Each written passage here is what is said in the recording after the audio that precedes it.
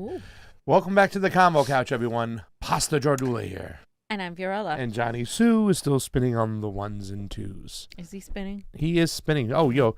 On the YouTube chats, we got Jordan Allen, Fred Edward, Karen M., Richard Sawicki, Pyro, all this stuff going on. Keem James, how you doing?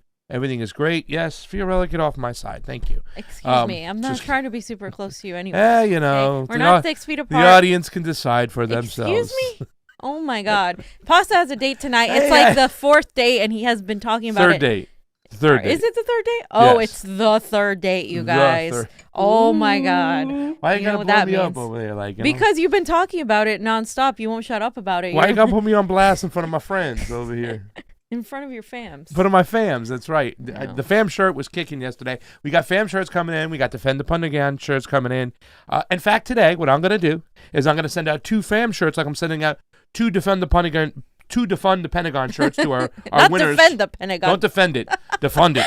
I'm going to send God. 2 of those out once we get them in. They're all ordered, being made right now as we speak. But I'm also going to send out 2 fam shirts yesterday because so many people were saying they loved your fam shirt.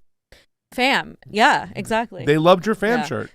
But right now, what we need you to do is get over to Rokfin. That's Rokfin, because, fam, we're fighting censorship, are we not? We are. And censorship sucks. We need 100 people on the Rokfin, guys. Help us out. Yes. And also, I would like to just encourage everybody. We have 163 subscribers now, and that number has moved up enormously over the past 2 weeks since the endorsees. Or the endorsers? Or Endorsees. You're right. Yeah. Yes. But, we can't thank you enough for that. That means so much to us. It really does help us out. It helps the platform out. And when you help us out on Rokfin, you help out everybody across the board. It's unlike YouTube when you can only help out the individual because that platform is built on advertising and it doesn't make a difference what you do. This is a creator co-op.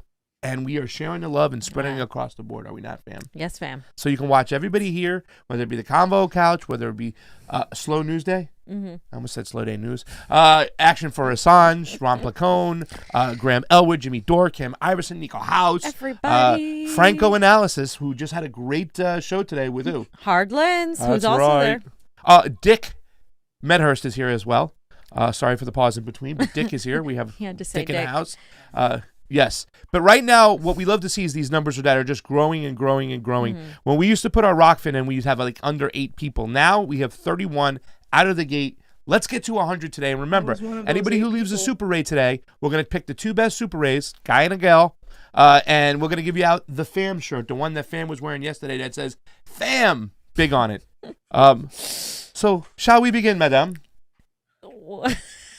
Did you become Chives? Yes, I was. Johnny always said I was Chives. I didn't know who Chives was when Johnny called me Chives. Oh, geez. He got in the back seat and he's like, "Home Chives," and I'm like, "Who the fuck is Chives?" Johnny, where's Chives from again? Batman? Chives is like a made up name from like Drake and Josh. Drake called Josh Chives because he was doing the driving for a date. He was dressed up like a butler, like a chauffeur. So you're calling Pasta the butler? He called him Chives. Chives, like. Well, that's classist, Johnny. That's well, classist. Madam Fiorella, were you ready to get started today? I think I like your Steve impression better. So don't we have to introduce somebody? Well, if you want to see Tom Hartman, he just did a podcast just recently, and his Padawan's got a new show, and I actually mentioned people getting censored the other day. Well, that's just something we got to talk about later. What did I say? Are we introducing somebody, or are we going right out of the gate with the person? We All are? right. Okay. All right. So I wasn't sure. We were just gonna. Ladies and gentlemen, you know her. She had a 2-year contract to Chelsea, where she played forward, and she replaced Didier Drogba. She's an awesome activist. She's out there in the streets. You might know her in Miami. You might know her in Cali. The one and only, the fam. No cap. Best person we know, Glory Jones. What's up, Glory? You got me all kinds of fucked up, white man, thinking, throwing Chelsea out there instead of my team, Man United. Blech. Yeah, no, it's not Chelsea that's at the top of the table right now, Pasta. I hate to break it to you. Okay. I said you replaced Didier Drogba. There can be no better compliment to that in the whole world. From the Ivory Coast, the Elefantes, baby. Come on. I appreciate it, Pasta. I appreciate it. And you know what? While we're here, let me correct the record on something. Pasta does an amazing Steve Poikonen impression. Thank you. Just don't call me Steve Pokey, man, and we're cool. 'Cause I hate that fucking shit. Oh God. Anyways, I'm tired about talking about Bernie Sanders, Fiorella. We have Glory here. What do you want to talk about? So, Glory, you know, we're gonna have fun because we have a whole section just for you. But we're gonna start out by talking about Amazon, you know, our favorite corporation. So apparently Amazon has been hiring FBI agents now for years, and there have been numerous articles released, but we've never actually gone through it. And basically these agents are being hired to specifically spy on their employees. And this went all the way back to September of last year, where Amazon posted and then deleted a job listing for an intelligence analyst to monitor workers' efforts to unionize. Okay. And I have the actual thing, but basically the duties were snooping on workers' unionization efforts and reporting back to executives about their findings. And it focused on labor organizing threats against the company. We have the actual, if you click on the one below. The CNBC one. Yeah. My favorite network, fam. Yeah, but it's interesting, mainstream media, when they report this, right? Yeah. And so this is it, and it followed up a public outcry, and that's why they deleted. But they were actually told a specific thing. They were actually told this. By the early afternoon, Amazon took down both job listings from its website. And Amazon's spokesperson actually told CNBC the job post was not an accurate description of the role. It was made an error and has since been corrected. But even though it was an error, they didn't take it out until people started, you know, having an issue with it. But they didn't say it was what was incorrect. They didn't specify what was incorrect. They just said it was incorrect, right? But if you go back to the archive, Johnny, if you go on the web archive, you can actually see the listing. This is the Wayback Machine. This Wayback Machine is so great because you can pull up shit that just and say, "Gotcha, nice try." Exactly. Get the receipts, bro. Yeah, it's receipts. Receipts. Okay, so let's go through this. I'll read most of it just so we know, because when I was reading this, I was like, Jesus Christ. Intelligence analyst, Amazon's Global Security Operations, GSO, Global Intelligence Program, GIP, is looking for an entrepreneurial intelligence analyst to join a team of analysts providing high-level tactical and strategic intelligence products to global stakeholders within Amazon worldwide operations. Our team is located in Phoenix, Arizona area, and they're still there. This role is vital to ensuring that Amazon operations leadership have access to actionable intelligence that informs decision-making on a global scale. Ideal candidates will have a proven history of producing accurate intelligence products, operating with a high degree of independence and strong acumen for learning and applying business concepts for private sector intelligence products. Analysts must be capable of identifying developments, assessing their direct and indirect impacts on Amazon, and clearly communicating intelligence findings to stakeholders, up to and including executive leadership. So here are the responsibilities right below. Monitor various collection platforms. Notice that for incidents that pose direct and indirect risk to Amazon corporations, in other words, spy on people. So like a strike, spy on every worker who wants to strike. That's what that says. Yeah, that's exactly what they're doing. Personnel or brand, operations personnel or brand. Analysts are expected to independently decide which incidents require additional investigation and validation for reporting directly to senior leadership, up to director level customers. Provide written and verbal briefings of intelligence assessments that are error-free, accurate, and timely. Intelligence briefs must go beyond reporting the facts and provide managers and senior leadership with actionable insights and information that will influence company response. Analysts are expected to communicate directly. Analysts must be capable of engaging and informing L7 plus ER principles, attorney stakeholders. So these are the highest level of stakeholders that they're supposed to inform. Oh, and I wanted to read this one in particular. Analysts are expected and are relied upon by these stakeholders to immediately and accurately brief latest on dynamic situations. Here it is, including protests, geopolitical crises, conflicts impacting operations, and other topics sensitive to human resources and employee relations. And basically, if you just keep going down, Johnny. Go ahead, what's it say? Which one? Just read it. Yeah, this one says analysts must be capable of engaging and informing L7 ER principles, right? Yep. On sensitive topics, and it says including labor organizing threats against the company. That's crazy. Wow. That's crazy. Well, that's par for the course, whatnot. You know, eventually they're going to try to shut down any means of people getting together and organizing behind labor. That's why I said the next movement really should come out of labor, because everybody in the United States, if we stick with the monetary system, we don't go socialism or communism or whatever people think we might go to. If we stick with this system and our monetary system is just, or it is the one in place, we need to come out of labor together, because that's something that's going to bond everybody together. Everybody can agree that labor is really suffering, and you see the tactics. This should really rouse some people up. This should piss some people off, right? Oh, Amazon fully. workers who are working on the front line are can't even get together to try and unionize. It's disgusting. I'm sorry, Glory. Go ahead.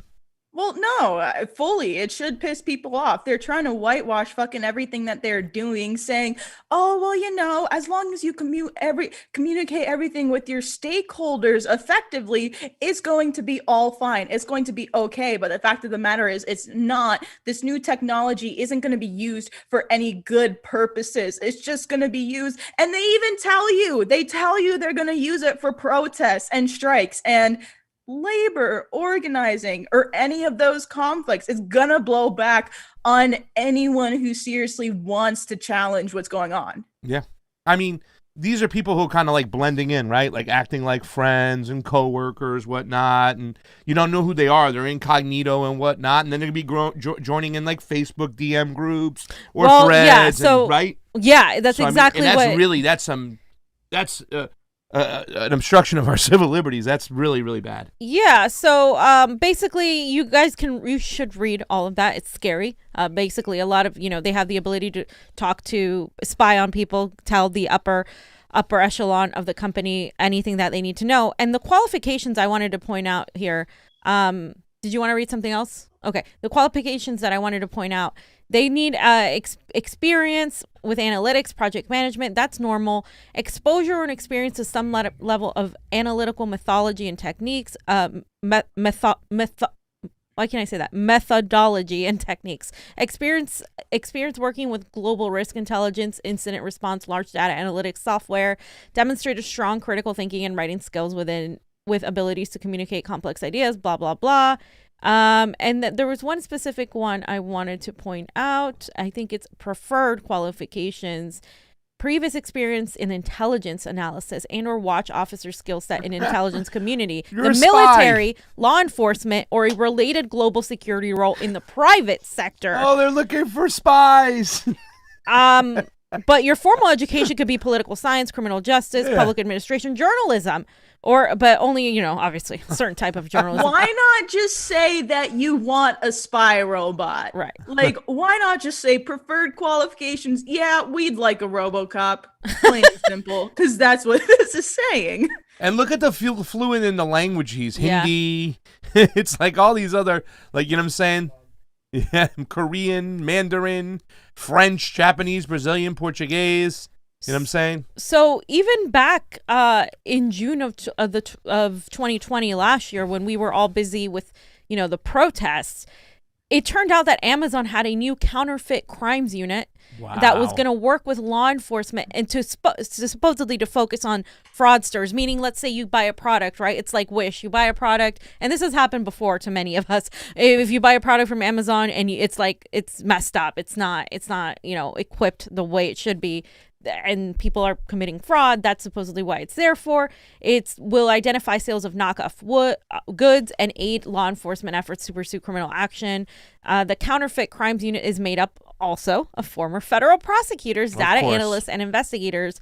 And of course, this was supposedly from pressure from Trump to double down on sale of knockoff goods. And so that was what they were starting to do. And this was just last year. And I wanted to point out this article too, and then we can talk about this, because this took the business article and just went down the whole thing, Johnny. And you're gonna have to bear with me on this because there's a lot of information, but I'm gonna go all the way down to Amazon Surveillance Network, that one right there, and I'm gonna go over and read a little bit of that, and then we're gonna go into Vice. So the public posting, they said, is the latest escalation in Amazon's spying campaign against its workers. And this was, like I said, in September of 2020, around that time.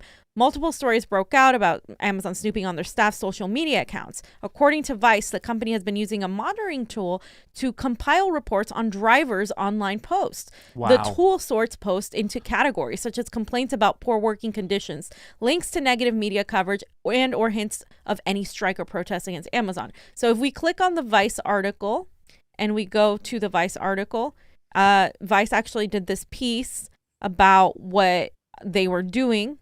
And this was a secret program to spy on them via Facebook groups. So now anything you say on Facebook and Twitter, this is why people like freak out sometimes. And so this was, okay, let's look at the date. This was around the same time. This social media monitoring tool and reports generated by it were left exposed on the domain www.sharkandkink.com, which has no obvious ties to Amazon. The tool does not use traditional Amazon infrastructure, but the files and reports left exposed have direct links to Amazon. After this article was published, Amazon confirmed that the tool and the surveillance reports were generated by the company. And so we can look, actually, if we go back to don't organize on Facebook, guys, please. I wanted to read this part. Okay. According to the files left online, and this is from Vice? Yeah. Amazon corporate employees are getting regular reports about the social media posts of its flex drivers on nominally private pages and are using these reports to diagnose problems as well as monitor. For example, drivers, quote, planning for any strike or protest against Amazon. The reports have the full names and posts of the drivers who post anything noteworthy in one of dozens of closed driver Facebook pages intended for use by flex drivers. Here's an example of a report that was redacted by Motherboard. And then, so I have the actual document. If you can click on it, it's going to show you exactly the PDF of what it looks like. It has all this data, right? It tells you how many posts they did in that week from the weeks. 72 posted as complaints, 72% complaints posted, and it tells you the percentages. Yeah. Escalated into further action, all of that. It has all this data.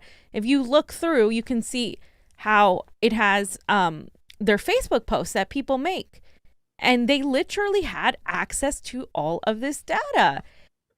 It's insane. You know, it's don't kind of organize on Facebook. Yeah, that was crazy. Yeah, people doing that, but people don't know. People aren't as like keen onto the surveillance state, onto what these companies do. Like, you think like you go to work and like they're not going to spy on you, but it's like, no, by now you should know that anything you post, whether it's political or anything like that, is going to be used against you if you post on Facebook. Also, Twitter. to any discrepancies against the job, the thing that there's really would help out the Amazon executives and Jeff Bezos and whatnot get ahead of the curve is that it can eliminate a lot of retaliation. In other words, if I have an issue and I send you an email, and because of that email, then you go into my schedule, right, and you hack at it right now, that I can claim that you're retaliating, and that can go to a lawsuit and really help the employee out if it's retaliation. But if they get ahead of the curve, they know you're pissed off before you come to them with a problem. All right, I'm going to go to Jonathan's schedule. I'm going to hack at it right now and tell him for whatever reason is. Then if you have a problem and discrepancy after that, you can't claim that it was retaliation. Yeah. So it's like knowing the team's playbook before, while they're making plays. And that's something that's really big. It's just like the first Super Bowl between Brady's first Super Bowl between the Patriots and the Rams. There was supposedly a whistleblower who said that they filmed the first 10 plays. Yeah. So they were like almost in the huddle, and the Rams were left, they were left really confused and stuff like that. This is what they can do. They can really get ahead of stuff, and they can understand who's disgruntled, who's going to cause problems, go at their schedule, hack at them, make changes before those people put stuff on the record, and that takes away the retaliation. And believe you me, retaliation plays very, very heavy for the employees in the court of law. And going back to the article, Johnny. The business one. Yeah, the business one. I'm going to go down to where it's talking about what happened in August. It's just this article has so many like different links. So an August report by Open Markets claimed that the veterans of the security industry are astonished by the extent of Amazon's practices. One retail security veteran stated that he had never heard of anything quite like Amazon's practices. That veteran clearly hasn't done his research on the security practices of 19th century robber barons. Amazon's process is strikingly similar to how mining companies hired Pinkertons and goon squads to surveil workers. Love that actually did happen, forcing miners miners to shower out in the open and submit to invasive searches to prevent them from stealing pieces of gold or promoting labor-friendly messages. I mean, this is happening right now. So there's a report by Open Markets if you want to click on that report real quick. I think I put it. Yeah, that one. Yeah, that's the PDF. And you can just say, eyes everywhere, Amazon surveillance infrastructure and revitalizing worker power. They did a whole article report on it. Basically, it details the dangers of Amazon's pervasive work surveillance and proposes solutions that stop surveillance and increase worker power. So these people are actually fighting that, but it's a whole thing. I mean, it's insane, and it just endangers the mental and physical health of Amazon workers, enables Amazon to deter workers from unionizing, which is obviously their point, right? Yeah. And this says, in the age of big data, our lives are under constant surveillance. Tech giants termed, quote, surveillance capitalist by author and Harvard Business School professor Shoshana Zuboff track our every move, our physical locations, which websites we visit and what we purchase, our social connections, what we read, our health stats. The list is endless. We are tracked as consumers, as companies use surveillance to hyper-target us with ads. We are tracked as business people as dominant companies use their control of infrastructure to peek inside businesses and gather competitively advantageous data. And we are tracked as citizens as police departments and government agencies monitor Americans under the guise of protection. Okay? But that's essentially it. And this is why I like to see the connectivity in a lot of things, right? Because we're looking at what Amazon is capable of doing to the workers, to the people who work for them, who depend on them. We know that there was a fight in which Bernie Sanders did help bring at least $15 an hour to Amazon workers a few years ago. But look, this is what they do. And, the minute he did that, what they did was take away some other benefits. But if you were a long-term employee. But what I'm saying is, if Amazon can do this, Glory, especially you, who is a huge Assange supporter, a WikiLeaks supporter, as all of us should be, if Amazon can do this to their workers, what can the U.S. government, the national security state, do to us all, right? Well, I mean, never mind the fact that to begin with, $15 at this point is just an insult. Yep. While the debate and while the fight is for $15, inflation skyrocketed, and now $15 an hour does not mean anything in California, and it probably doesn't mean anything in New York either. So, I mean, in all places across America, but it's asinine to see all the surveillance that happens against Amazon workers and don't think that's going to blow back on people somehow. It's incredible how people don't see the connections, to me, honestly, and not even so much normal people as the cowards and the allegedly independent media that refuse to see those connections. But I mean, the surveillance that happens against Amazon workers doesn't just happen against Amazon workers. Unfortunately, people all across the globe are being censored as a baseline, for instance, just all over the Middle East and Africa and that whole and any region across the global south. And then you also come here where you go to a protest in LA and you have LAPD filming you with a camera and making sure to zoom in on each one of your faces, which, by the way, the LAPD Police Commission recently approved a motion put forth by Michael Moore, who spent time in Israel too, by the way. And the LAPD Police Commission just approved a motion and gave LAPD their official blessing to use facial recognition software.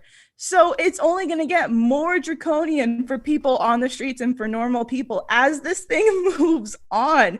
And the fact that more people aren't screaming about this from the rooftops is a damn shame.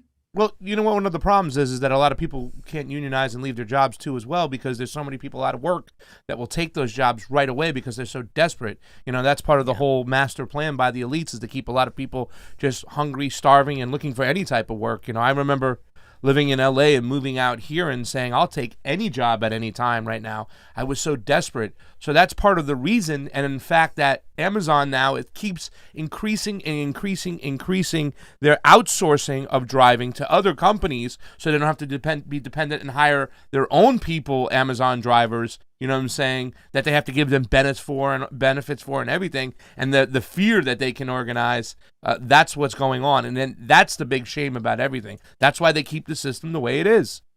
Yeah, so, these mega corporations have their boot fully on our necks. Totally. And the last couple of things I just wanted to point out was that there's this term called watch officer, and it appears on many of their listings. This is an older term. It's common in U.S. intelligence community. So anytime you hear that, it's basically referring to an agent that gathers and reports information about the activities of domestic groups and governments of foreign countries to protect the interests of the security state of the United States. They're using spook technology or spook terminology. And given that big companies like Amazon, Google, and Coca-Cola and Walmart tend to hire government-trained agents for their corporate intelligence roles, it's an open call for people who worked with the FBI. So that's military uses that term. In the Navy, we had officer of the watch. That was the person in charge. You had to write down everything that's going on. So yeah. Right, Ooh. And the CIA. Oh, don't forget about the CIA, fam. So basically,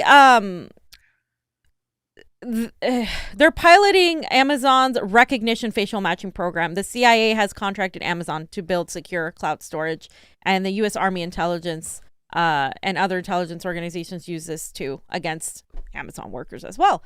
And The Intercept, of course, did this article recently. This was their most recent article, and I'm really critical of them, but in this particular article, I wanted to point out a couple things that a former FBI agent named Cindy Wetstein brought onto Amazon's security operations facility in Arizona last October, noted that in her LinkedIn profile that she is an expert in both tactical and strategic intelligence production.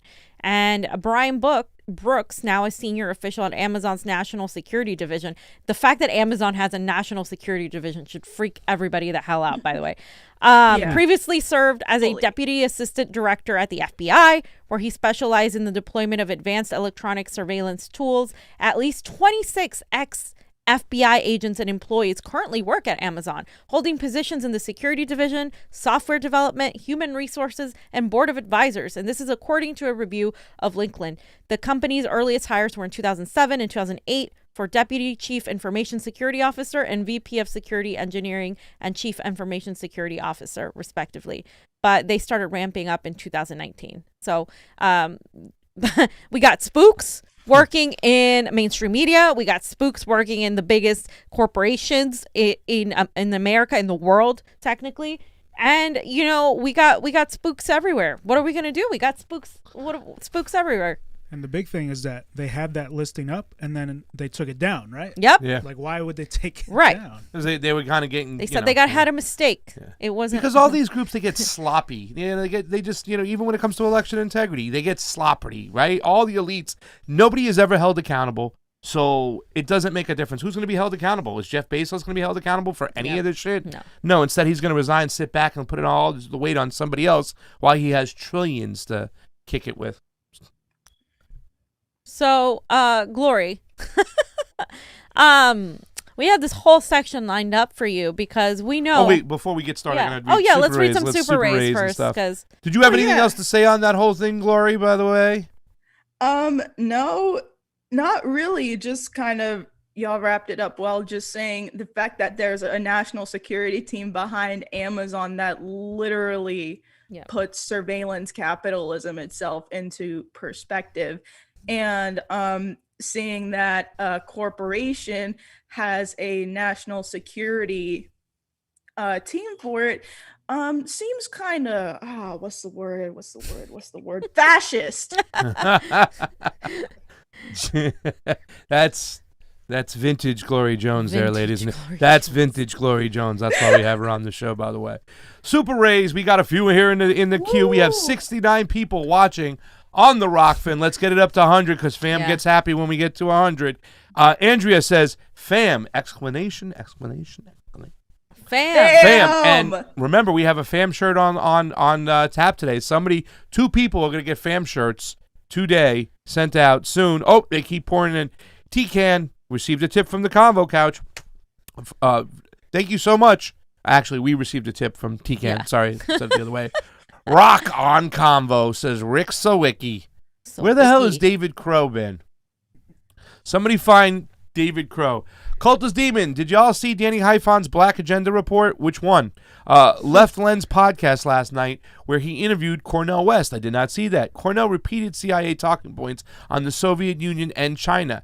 This is what I was talking about when I said don't blindly trust leftist celebrities with Pulitzer Prizes and Ivy League degrees. I'll have to watch it. I have not seen Glory. that. That would be interesting. I know. She's Glory's getting excited. What do you got to say, Glory?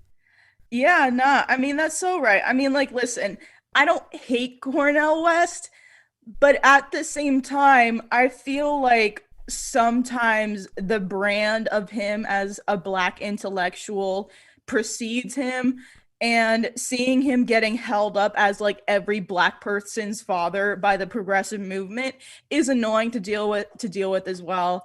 And I mean, yeah, like I don't hate the dude, but he's wrong on stuff. Like he sheepdogged for Joe Biden.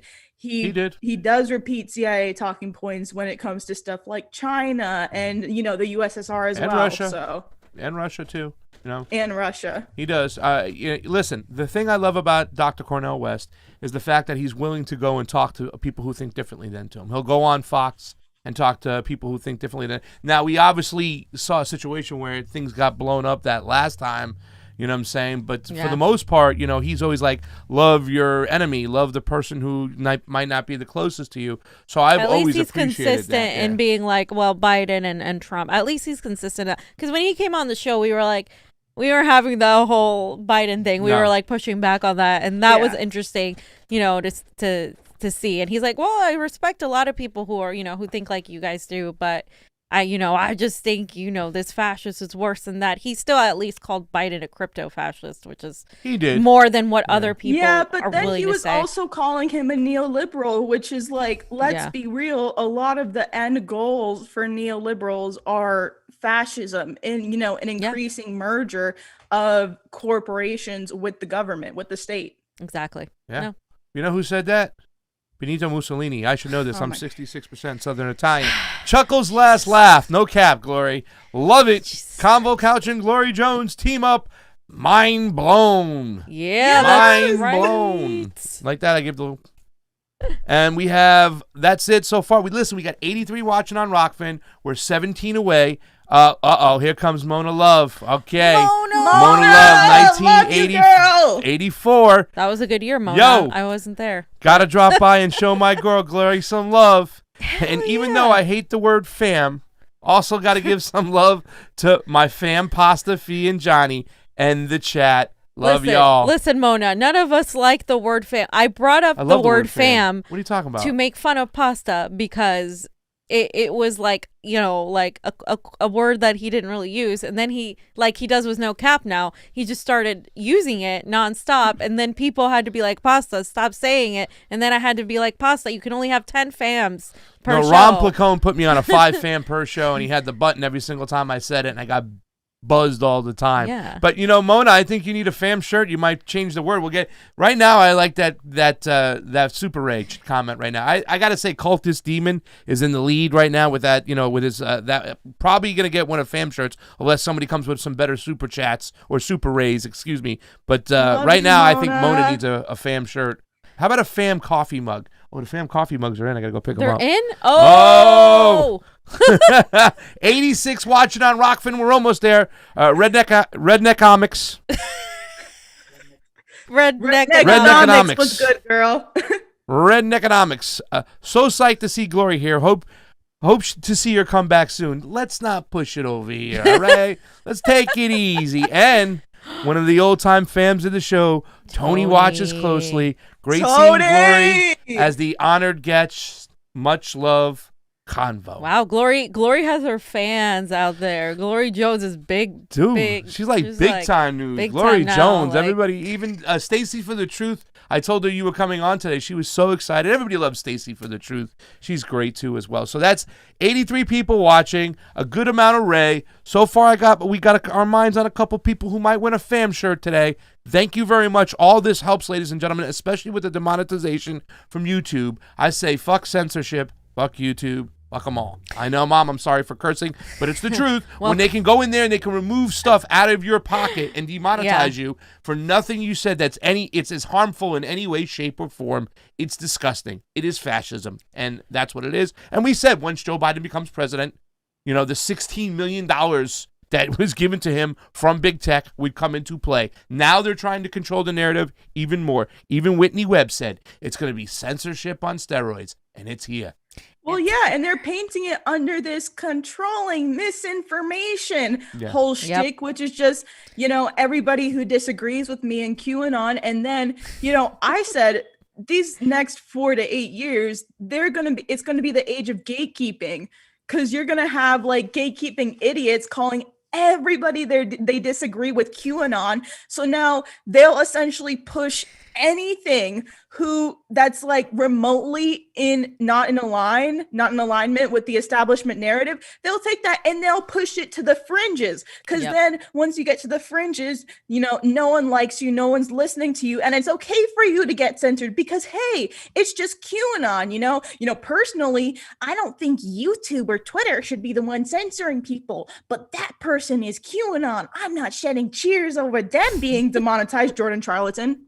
Ooh. And the whole thing about QAnon, it leads to violence. All right, it leads to violence. I said their conspiracy theories lead to violence. What about your WMD conspiracy theory? Did that lead to fucking violence? How many people died in Iraq because you sat there and you pushed WMDs, and all the major outlets, including the New York Times, went right along with it? So you can eat a bag of Richards elites for pushing this bullshit narrative. And by the way, and not to mention, QAnon isn't some grand debunked conspiracy theory. It's a psyop.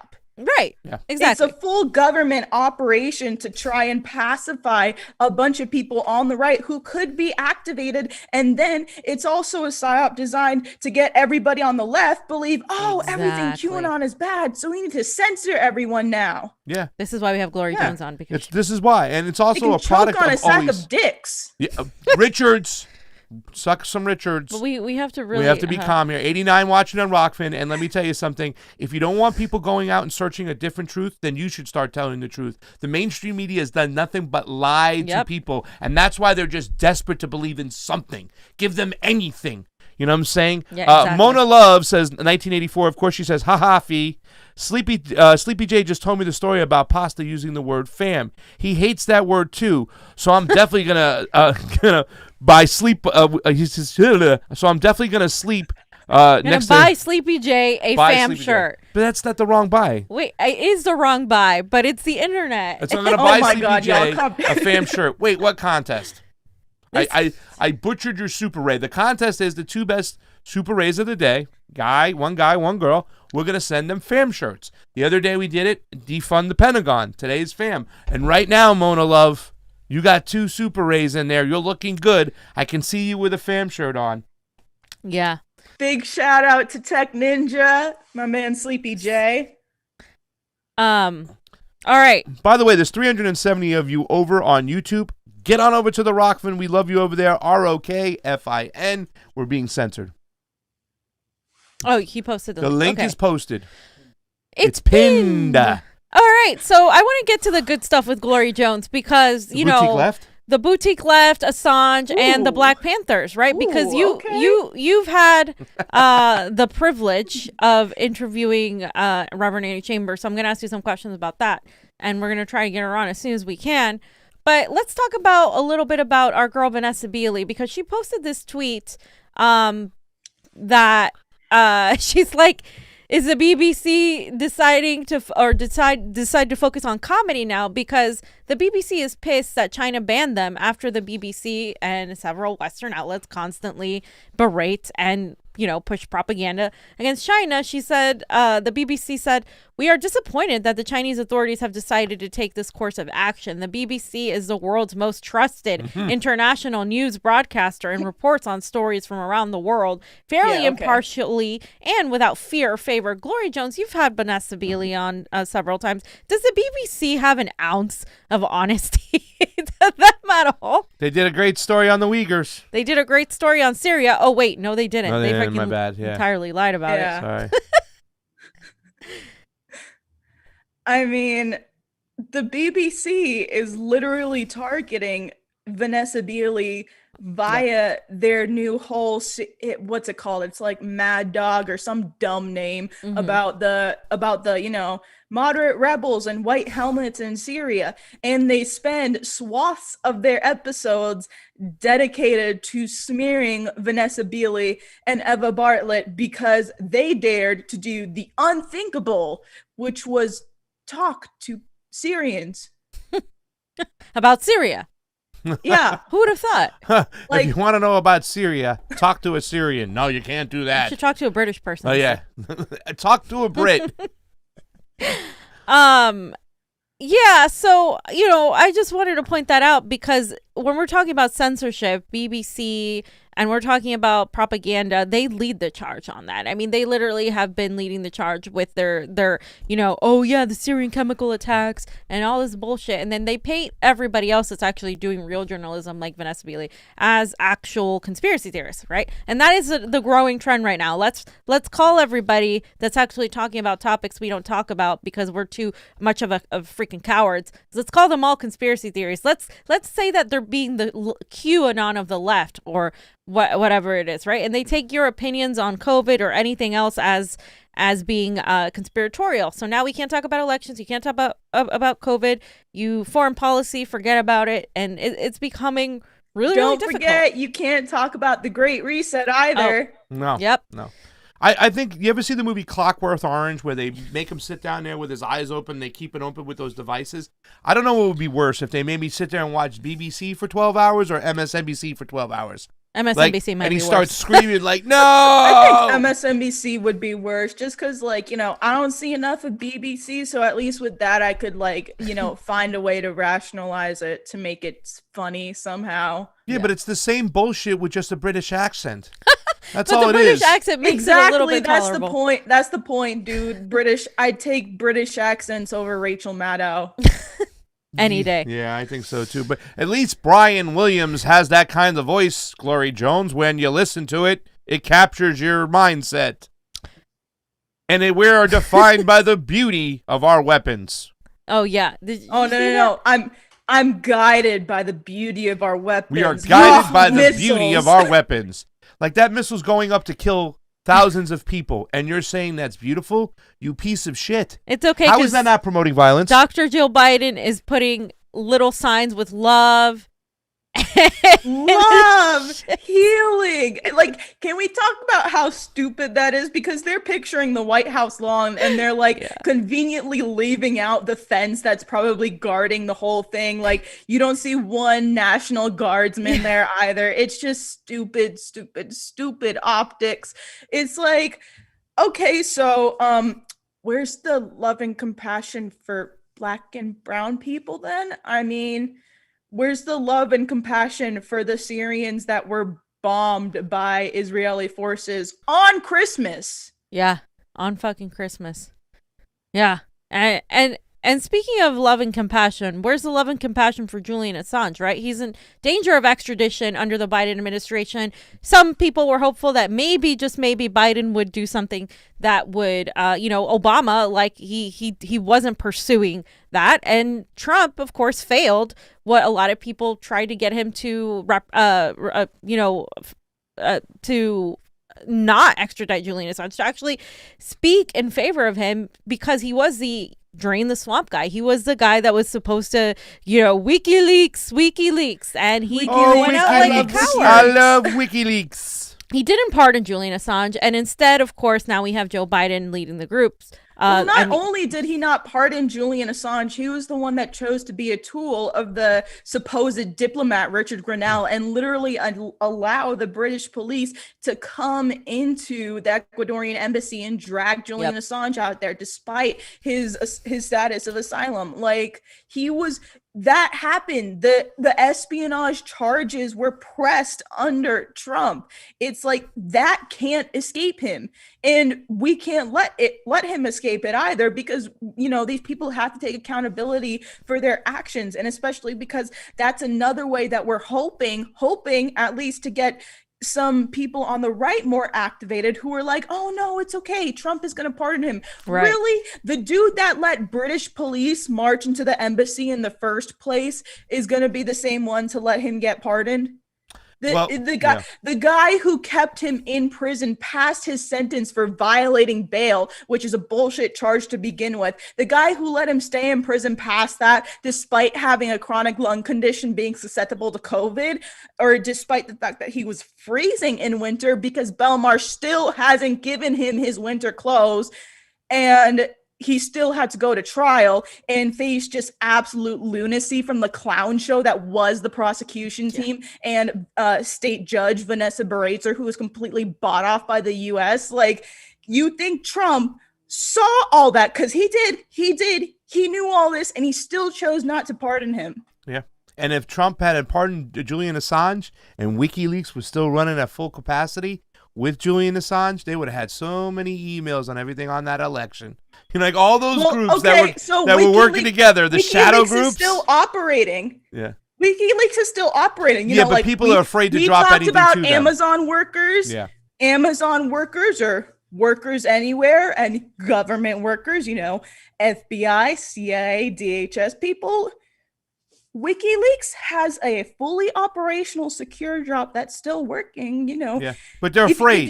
If you want to pull a Chelsea Manning or an Edward Snowden, like, that's the problem, though. People are afraid because they set this precedent by locking this guy up for life. So therefore, they just cut off a lot of people's courage to say, okay, I should drop this stuff in there. Like no, they're making an example. They're making an example, so therefore they're letting people know, hey man, you cross us, we're gonna lock you up for life. Freedom of the press is no more. Well, I mean, and you have the precedent that the freaking Intercept established by absolutely failing at taking care of their whistleblowers. That's how Reality Winner got caught, and that's how Edward Snowden files weren't handled with the care that they deserved. Like, because of people seeing whistleblowers getting caught and seeing that the example that was made out of, you know, the torture of Chelsea Manning, the continued imprisonment of Reality Winner, the fact that Edward Snowden had his passport canceled and had to stay in Russia this whole time and can't come back. Like, yeah. And so I have a really hard time with some people in the progressive left because they'll put shit out like this, right? I don't understand why this is where this comes from. So this person said, do all the people shouting Assange isn't a journalist know that governments around the world constantly claim that journalists are not journalists so they can detain, torture, and kill them or not? And this person said, let me just say as one of those very journalists that Assange is not a journalist. That said, free them all. Thinks Assange is a publisher, an activist, a rapist, a former hacker, a conspiracy theorist, bail jumper, victim of the United States. Thinks Assange is not a journalist. So, Gloria Jones, why is there a sector of the progressive left, right, that just refuses to see what the importance of Julian Assange? For instance, when I've talked about Julian Assange, they're like, well, he's just one person. Like, we have to focus on this Medicare for all and all these things. And I get it, like, in a way of like, you know, like what is in front of you is what some people know. Like, this was my devil's advocate argument with pasta. It's like, these people, they're looking at healthcare, they're looking at rent, they can't pay these things. To them, a man that's in Belmarsh prison, who's an Australian, it's far away, they just lack this cognitive ability to see beyond it. And then on top of that, they personally attack his previous life that has absolutely nothing to do with it. Even if all of that stuff were true, all of it has been debunked, but even if it were true, like, it's like they focus on who the person was, the character, instead of the fact that he represents press freedoms. Why? What do you tell those people? Because this is such an important issue. Well, I mean, first off, I start with showing them Julian Assange's literal press pass that says journalist on it. I mean, because people have this idea that journalism is just this elite form of reporting that can only be replicated by someone with a fancy desk and a suit on, and, you know, in the same running at the same time every night on TV. It's that perception that's getting to them, because the act of journalism is the act of, obtaining, releasing, and sharing information. So if you're someone that does that, you're a journalist. And that's literally what Julian Assange and WikiLeaks does.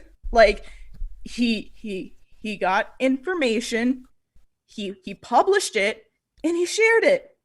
Yeah. That's journalism. He's a journalist, and he has the press passes and credentials to prove it as well. So I mean, that's the one. That's the because there was a whole bunch of other smears in that thread, like the bail jumping smear and the rapist smear and the conspiracy theorist smear, and they're all so It stems from jealousy, though, right? I mean, it's about jealousy. It's about these people. Oh, I'm a journalist.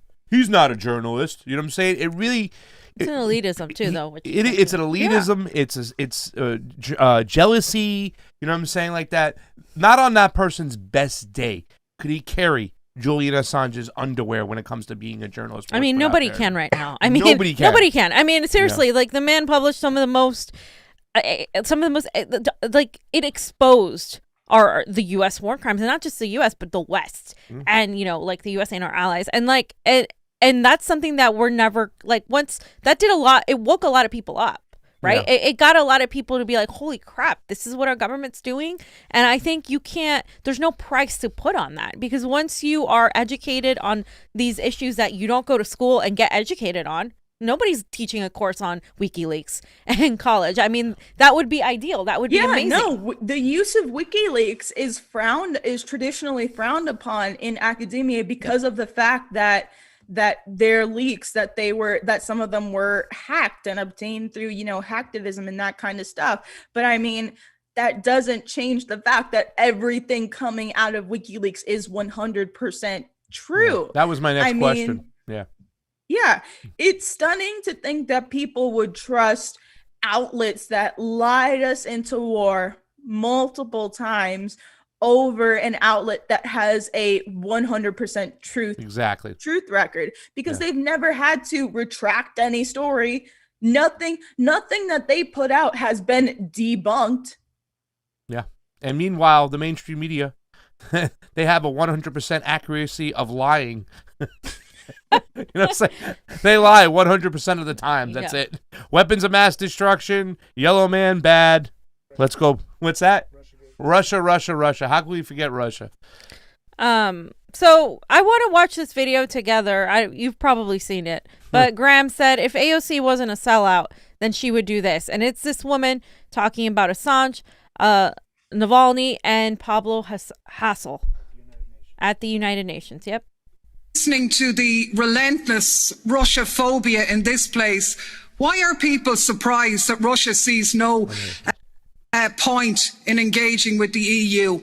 I'm as happy as anybody else to stand up for anybody's rights, including Navalny's. But let's be honest about him. He's a vicious, anti-immigrant racist on maybe 4% of the support, in rallying hundreds and thousands in cities of millions, hardly a mass movement. And we wouldn't be discussing him at all if he'd been arrested anywhere else other than in Russia. Meanwhile, Julian Assange has been incarcerated for almost 10 years for exposing US war crimes. We can't mention his name.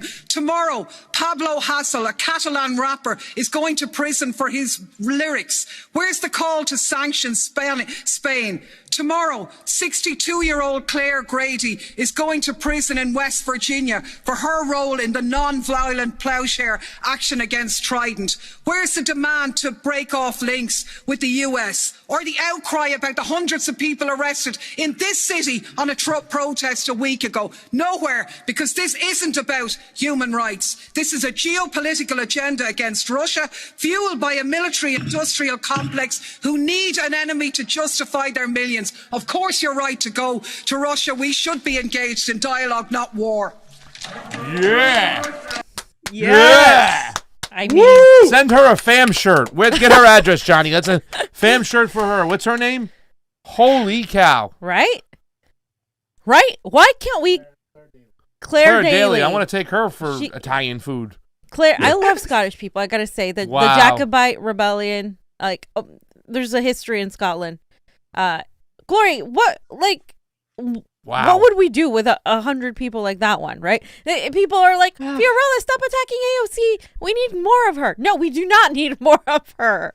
Yeah, we need more of that. I mean, if we had more Assange activists out there, if we just had like a mass number of people just camping outside Belmarsh, like sitting there with warm clothes and just bullhorns up, free Julian Assange, but like bother the shit out of the prosecution. Like don't let James Lewis QC or Claire Dobbin live rent free in their heads like that. Just if you had like so many people like, like us, like Action for Assange, like the London team, which is so awesome. They have Eric just got on Twitter, 92-year-old, goes to protest for Assange every week. It's absolutely amazing. If more people had that kind of passion that Assange activists do, then we would be in a much better place right now. Much better place. And I mean, just to speak to that video as well, I mean, that's what so much of this case is it's an indictment into the image that Western states like to put forward of being powerhouse democracies and just bastions of freedom and fairness. It's like the West was completely silent on Julian Assange. The UK, we already know how complicit they are. France, Austria, Germany, the whole EU, all of them, they're being complicit in this case. There should be more government officials from all across the West, including the US, speaking out against this case. Yet they're not, but God forbid something happens inside China or Russia that's probably a CIA plant or probably some huge racist like Navalny. And they're all tripping over this themselves trying to defend it. Thy holy Saint Bernard. Sure had tons of words to say when Navalny got caught. But where's Bernie on Julian Assange? Nowhere. Exactly. Silent. That's a loaded question there, Glory Jones. That's loaded. When he does the finger. AOC, where is she on Assange? She'll defer to we caucus have leadership. Considerations and concerns about pardoning him. What considerations and concerns are you considering? The fact I won't. You know what? I won't. I don't want y'all to get ticked for violence. No, we're already there and stuff like that. Even Jamal Bauman, I got to look into that. What do you got to look into, dog? You should know this. Wait a minute. You should fucking know because I know, Jimmy Dore knows. Jamal Bowman too. How do you say, oh, I'll look into it, but in the very next thing go, yeah, but the First Amendment and press freedom is very important to me. No, it's not. Yeah. No, it's not.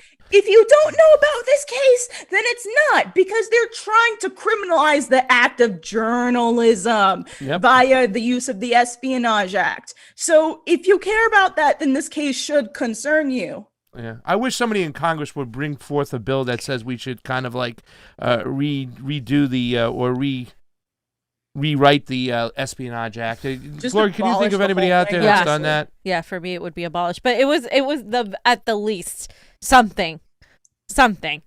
Yeah, well, and did somebody try to do that too? If y'all wanna spam Thomas Massey about that, because he's I have my disagreements with him, but I mean, you libertarian, get out of here. He's arguably the best person and most reliable in terms of being a voice for Julian in Congress and reintroducing Tulsi Gabbard's 3 legislations with relations to pardoning Assange, Snowden, and reforming the Espionage Act. Reforming so it. Just based on that, excuse me, I'm sorry. Tulsi Gabbard is unacceptable. Inbox and his phone line. Go ahead. Yeah. Sorry, please. Stop talking about Tulsi Gabbard. She's canceled. Okay. Yeah. You can't say anything about her or your turf. I'm so sorry. She's canceled. That's right, guys. I'm a tall cell. So there are 2 tall cells on the show. Thank you. By the way, fam, is Glory Jones a Gen Z? She is. Okay. So 20 years old. 20 years old, you guys. 20 años. 20 years old. Imagine her at 40. Now that she's 20. So okay, you're Gen Z, right? And you're extremely aware, but a lot of your generation is looked on as vapid. I mean, everybody's on TikTok and everybody's always on social media. And I think, there's a lot of like, it's not fair that the way some Gen Z are being broadcast as not being like super educated, because there's some of the most radicalized people I've met as well. But the problem I see here, and I don't know if you'll agree with me, is that I see a lot of people like the Vouches and like AOC being like pushed to the forefront to kind of peddle these people back into the Democratic Party. You know, you have with the Vouches neo-Marxist view, which isn't really Marxism. It's like capitalism mixed with a little bit of theory. And then you have AOC. It's CIA-friendly socialism. Yeah, that's what I call it. what it is, right? Like, how do you think like, people your age more, like, do you think that it's possible to save these kids now? Because it seems like they're going in that this is what the establishment is doing, AOC trying to create their Twitch. new generation with AOC AOC on on Twitch Among and Us, all these playing things. Among Us and shit. Yeah, stupid I games. mean, it's undoubtedly possible to radicalize them. Like, I had some cringe views in my past, and I am, I'm here now. So the radicalization can definitely be done. I mean, with Gen Z, with my generation, I tend to be more optimistic just because I see the energy there. I see, like, even if it's not pointed in a direction that's great for us, I see an energy I see a radical energy, and I see an energy for change. My concern isn't necessarily with Zoomers themselves as it is with people like Bausch and organizations like Sunrise that try to sheepdog that energy back into the very establishment which we try to oppose in every aspect. Right. Like an organization like Sunrise is very dangerous because it's very much a part of kind of like a bastion of youth activism, but it funnels them right back into the Democratic Party. And I've met some amazing people in Sunrise, some amazing, genuine people in Sunrise. But the fact of the matter is, everybody that has a leadership position in that organization is a dead-eyed activism speak robot. Yeah. And that's how it is with a lot of these organizations, DSA. These youth organizations. And I mean, the reason why the energy is so important to begin with is because the elites have noticed the energy that the Zoomers have. Klaus Schwab has said that they're going to try to look to youth movements to spearhead the Great Reset and bring forth this new idea of stakeholder capitalism.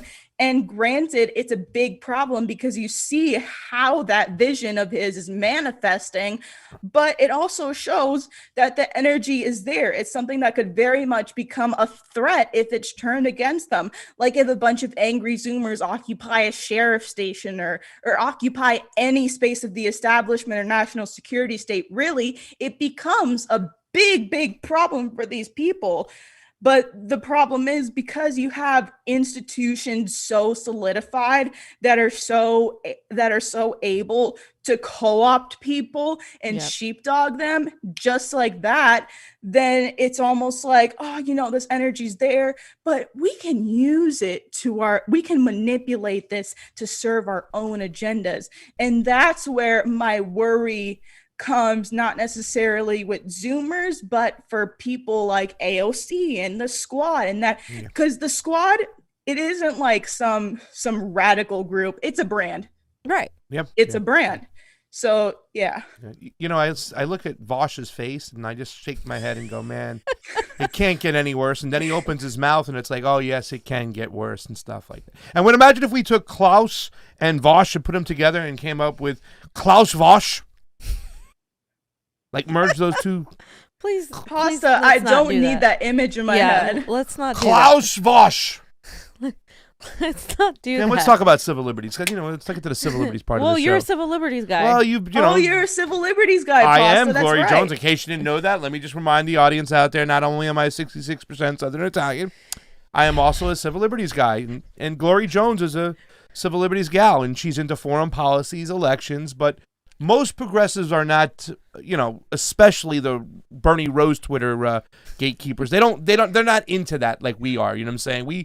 we had a show yesterday. We did 2 hours on an election special. We're going to talk about elections today, and it can get boring and mundane and and whatnot. How do we work with these people? What? And let me address that real quick as well, because I don't think people the easiest way to tell if someone knows what they're talking about when it comes to election integrity is seeing like how much they try to hype it up, because election integrity itself is very incredibly tedious. There's so much you have to look through with regards to like chain of custody and seeing how the machine works and looking to see where the flash drives and where the SIM cards or where the ballot pictures come in. It's a lot of stuff you have to take in, and it's very tedious and borderline boring to go over, because like it's not a sexy issue. It's like an issue like Julian Assange that doesn't have a lot of activism behind it because there's a lot of propaganda going into that. But at least like Julian Assange is kind of like a sexier issue than election integrity. And like as important as election integrity is, like there's a certain kind of lingo that comes with it. If people don't know that, then you can tell they don't know what they're talking about. And that's how it is with most of these progressive, allegedly independent media pundits. Yeah.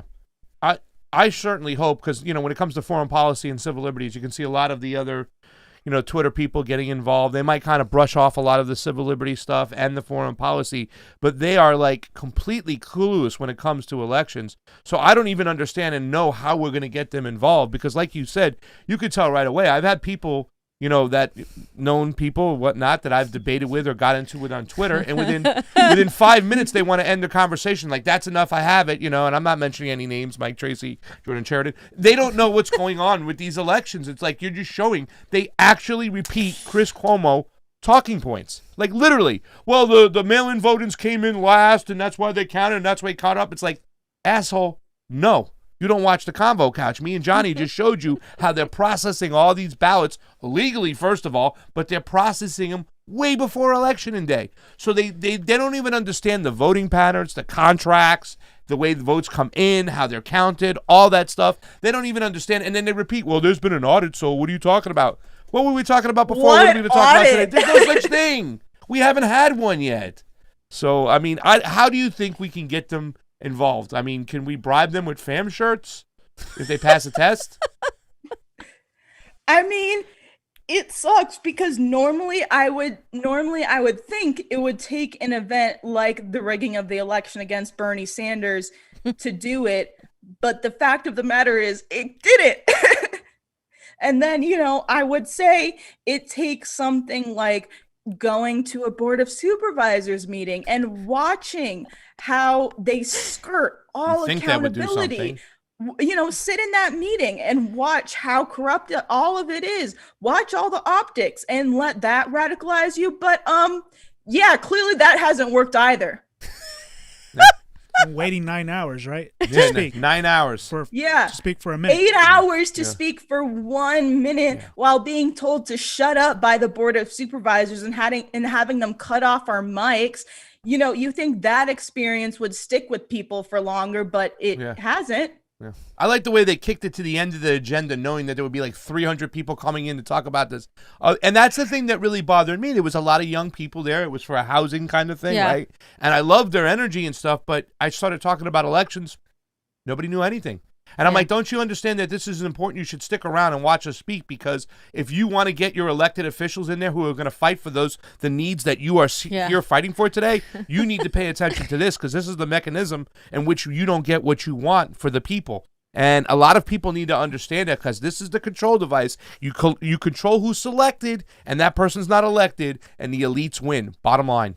Yeah, well, people need to wrap their head around the fact that our elections aren't democratic. Yeah. They're just not. Because when you break down like the pure linguistics of what something like democratic means, what does it imply? It implies free and fair. Our elections aren't free and fair. Our elections are privately owned. The software and the election machines and the voter verification software and the tabulation machines, They're privately owned and their source codes are proprietary. So you can't see that. You can't.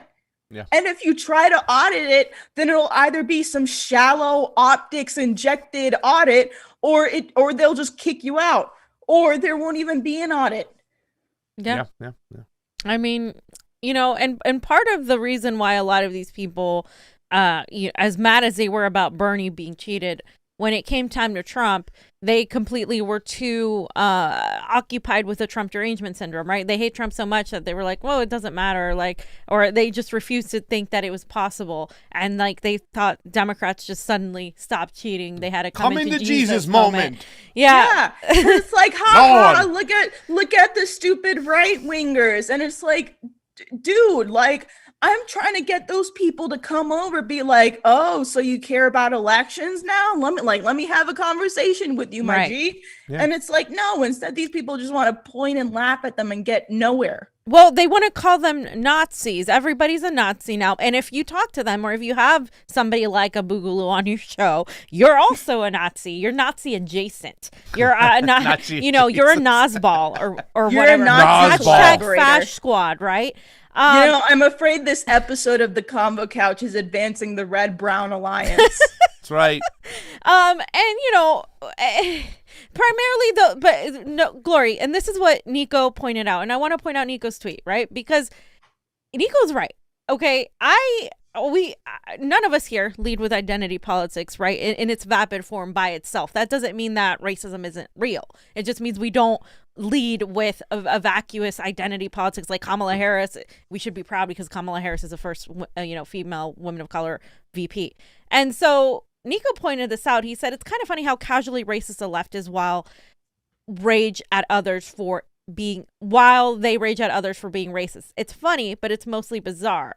Just goes to show how prominent the white savior complex is on the left. And I just want to get your opinion on that tweet, because my experience has been that I have stepped out from the Bernie progressive that is worshiping the squad, that is worshiping Bernie, that doesn't criticize him. And ever since then, and election integrity and all of that, and trying to talk to people that I disagree with, right? And so now it's the hate and the vitriol that I get, and that Niko gets, and that Brianna Joy Gray gets, it is next level. And I feel like it's just interesting because a lot of it was coming from these white progressives, right? And they were they're trying to say I'm not, Latin. They're trying to say all these things, trying to find ways. And Tulsi Gabbard got a lot of that. She got a lot of that. And I thought it was interesting because we're talking about imperialism. We're talking about the national security state. We're talking about things that are really important, but somehow talking to a Republican or talking to a libertarian actually makes me a Nazi. Can you just give me your opinion on this whole situation? Well, I don't understand it either. I don't. I think something just goes off in their head when they see a person of color that's willing to put aside all their past experiences, or not willing to put aside, but who's still able to engage with other people despite all experiences with racism and, with sexism as well.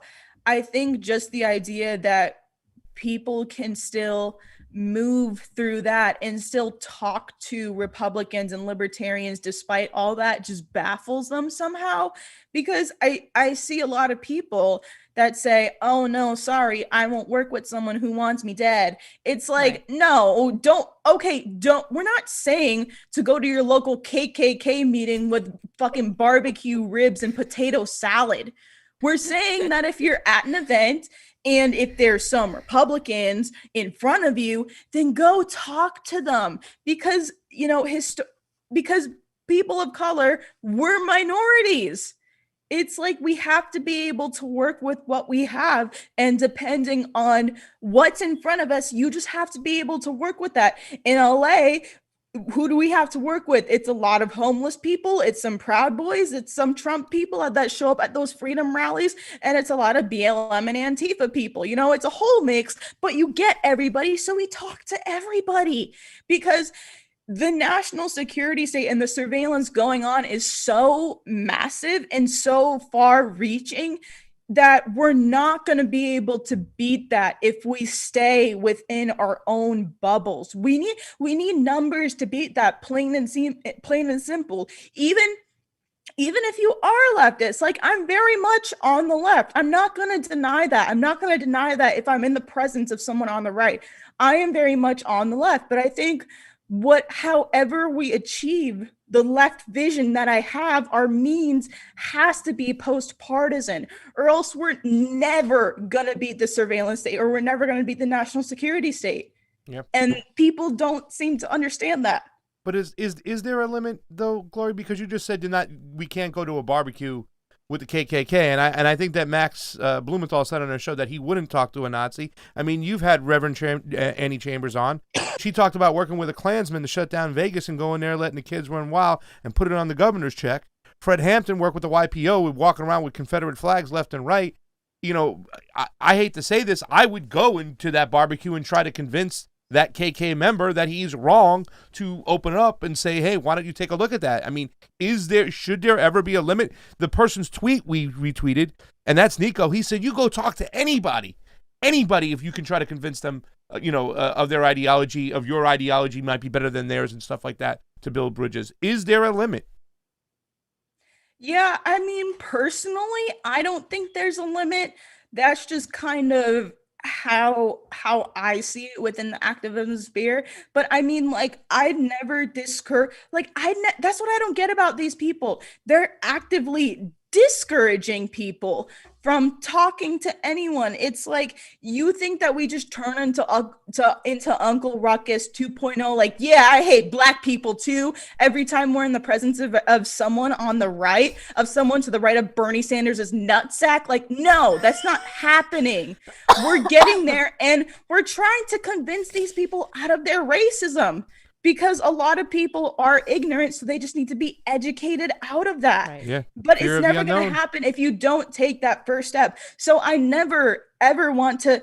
So if there's someone who feels confident enough to put themselves in that situation, and, you have some experience, even if you don't have experience, but if you're confident enough and you know the consequences as well as what could happen, because it is dangerous in some respects, but as long as you know what you're doing, then go ahead. Yeah. Do it. Talk to anyone. I'm never going to say, oh, no, don't talk to that Trump supporter. I'm never going to be that gatekeeper that's just shitting on anyone who speaks to people on the right. Like, no, we're doing the dirty work that you refuse to do because you're too busy playing your little shut up fash game. Yeah. It's white savior. It's like, complex. Okay, if you're too, and I'll even compromise with these people. If you're too immature, if you're not grown up enough to do that, fine, but don't you dare gatekeep people who want to do it, because it's going to help you and all of us. Yeah.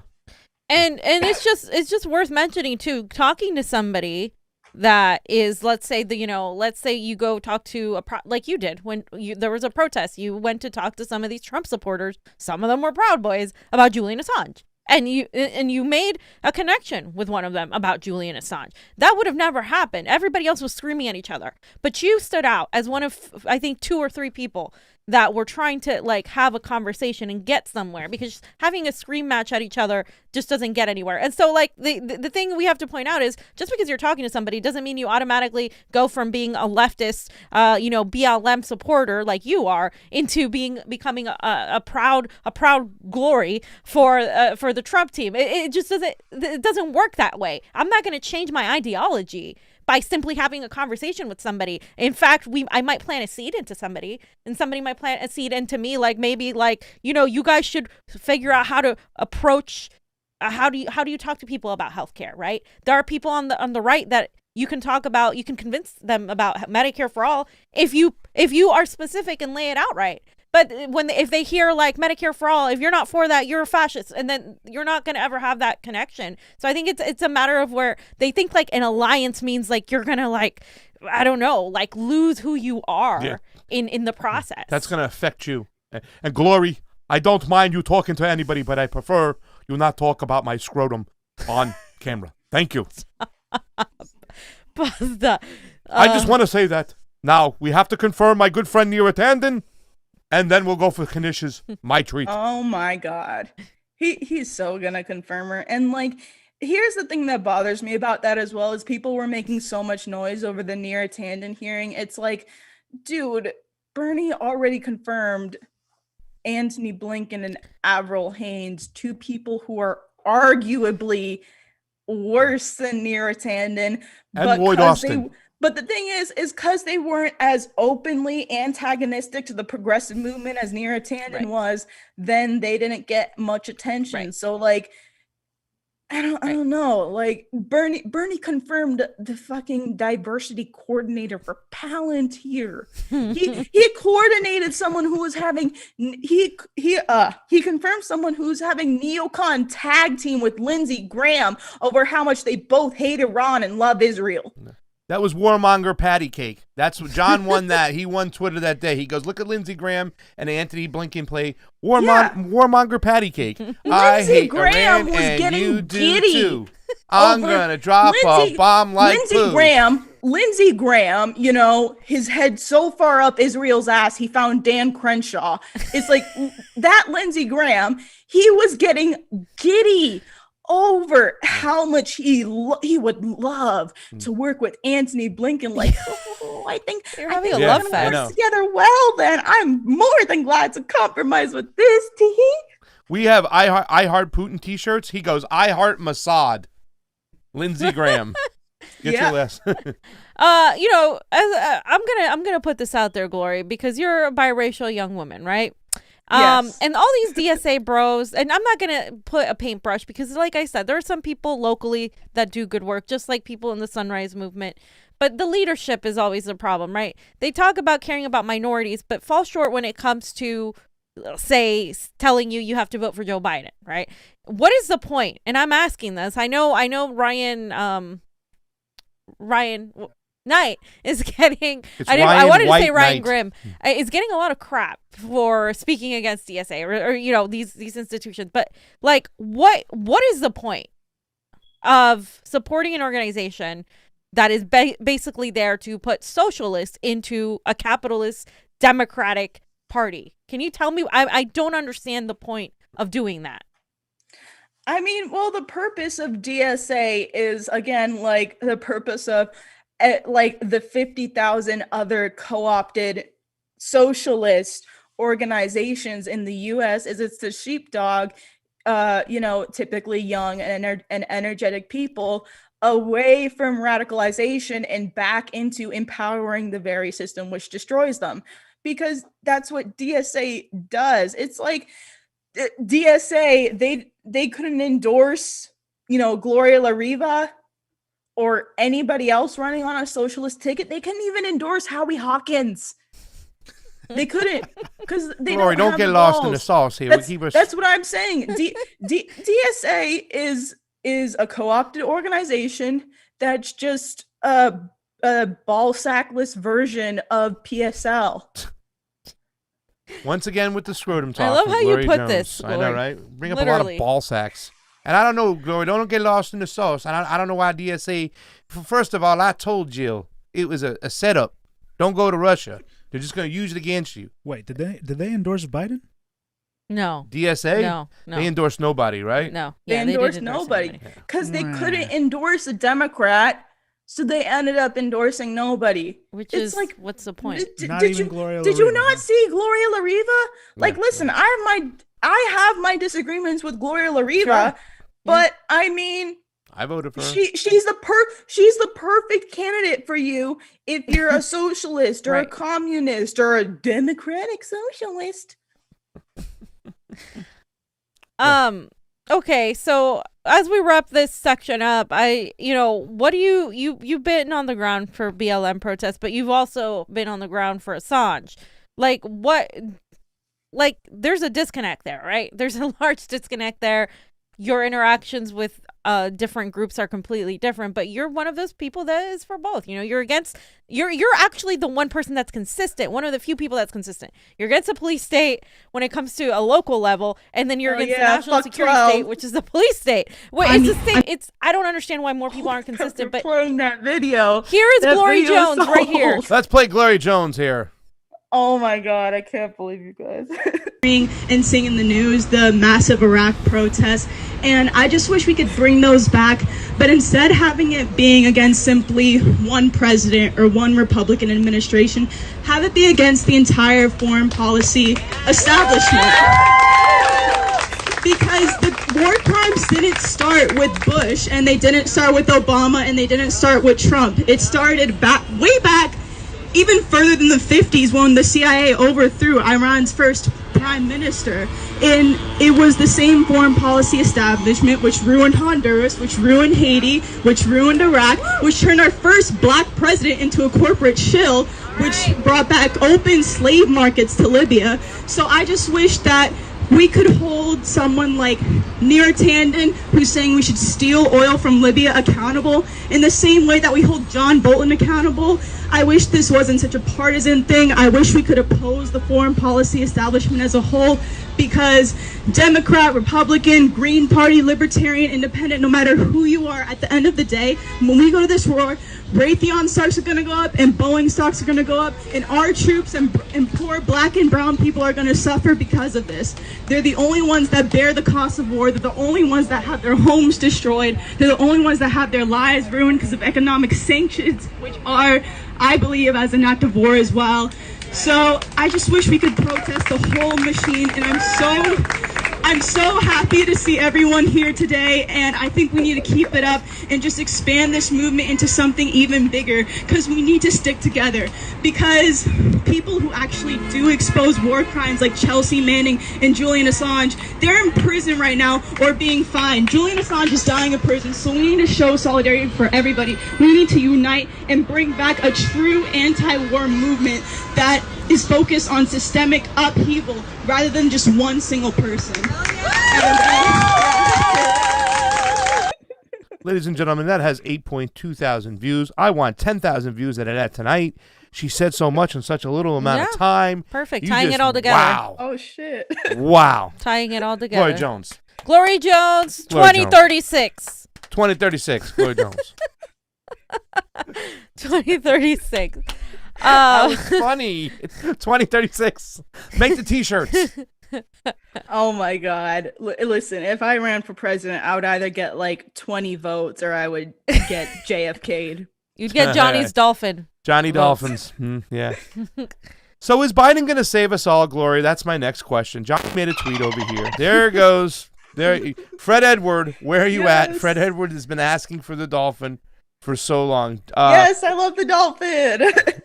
So the Debt Collective. Johnny, why don't you read this here and you do your tweet right now? Johnny had a great tweet. So I saw this tweet from the Debt Collective at Strike Debt, and it says, wow, 160,000 former for-profit college students are seeking loan forgiveness after being defrauded. Their class action subpoenaed Devos to testify. Guess who's coming to Devos' defense and teaming up with her personal attorney? Biden's Justice Department. But Betsy DeVos was part of Trump's team. So then I'm like, let's see how Dems try to twist this shit. Yeah, with a little yawn face, because I'm just tired of this shit. Because guys, let's retweet that right now. I want somebody that hasn't been one answer. Nobody's tried to push back. Nobody said anything. I want to see how they twist this shit, because they always try to twist shit like this. Just like they're going to try to twist the Nira Tandon confirmation when it happens. Yes. Can you breathe better, Glory? Is the air different for you? The Joe Biden air. Yeah.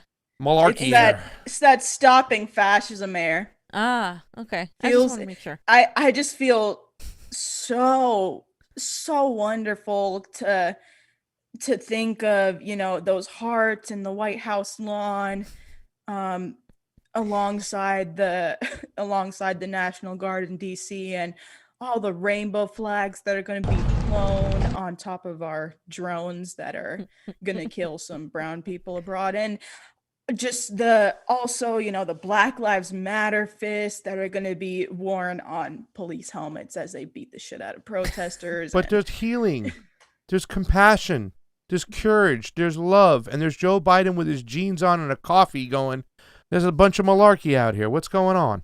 We stopped fascism, okay? We successfully fought off the coup trying to overthrow a democratic election. They didn't steal the election, Glory. They fortified it. That would be the first coup that we stopped trying to overthrow it. The first coup where the insurrectionists got to walk through velvet ropes. Ooh, yeah. Like they were getting a tour. Yeah. So why do you keep messing with Nira Tandon's Wikipedia page? Wikipedia, man. It's unprotected. You exposed yourself over here, girl. What's going on? Oh no, it's protected again now. They protected it again after my work. Pretty beautiful. Pretty much like way back over a year ago when I was still volunteering for the Tulsi campaign, I was just like, I thought instead of, because Fee was doing her little thing where she was trying to get blocked by Nira Tandon. So I thought, you know what? I'm just going to go and fuck with her Wikipedia page. So, and this is like over a year ago too. I wasn't even like rude. I just added a section to try and include her Libya email. But the edits kept getting like reversed and reversed. So I just dropped it. And then I come back, a couple months later, I'm just like, because I think it was right around the time where her name was being floated to be nominated for OMB. So I just thought, yeah, now is a good time to go mess with her Wikipedia page again. So I just said, I think I called her a soulless gatekeeper of the oligarchy in her introduction. And yeah. I left it at that pretty much. I like the way you started it off. Granted, that kind of like started a whole thing of people coming in to reverse my edits that were dropped down. So they protected it. And then fast forward to this week when we're in the hearings, and I think I'm watching like an Assange vigil, and the topic of Nira Tandon comes up, and I'm like, I should visit her Wikipedia page again. And lo and behold, I go there and I see that it's not protected anymore. So they protected it to prevent my last edits, but then someone unprotected the page for some reason. They were sleeping. So I took that personally. And I decided, yeah, you know what? This might be one of the very last times I get to edit her Wikipedia page. So I just went all out and just not necessarily messed up, but added some more truth. I corrected the misinformation that was in her introduction. And a glorious 3 minutes, Wikipedia was slightly more accurate. And now my account has another vandalism notice. It's vandalism to tell the truth? But it's so great the way she started this thing up. Nira Tandon is one of Hillary Clinton's favorite cronies. It's great. And then you also put down that where she has soullessly served in different capacities since 2003, huh? I'll read the whole thing. It's a masterpiece. Hold on. It is beautiful. Go ahead. Here we go. Johnny's got Nira Tandon, or one of Hillary Clinton's favorite cronies, born September 10, 1970, is an American political consultant, government official, and a favorite loyal servant and gatekeeper of the oligarchy. She is the president of the Saudi-backed think tank Center for American Progress, where she has soullessly served in different capacities since 2003. Tandon has worked on several Democratic presidential campaigns, including those of Michael Dukakis in 1988, Bill Clinton in 1992, and Barack Obama in 2008.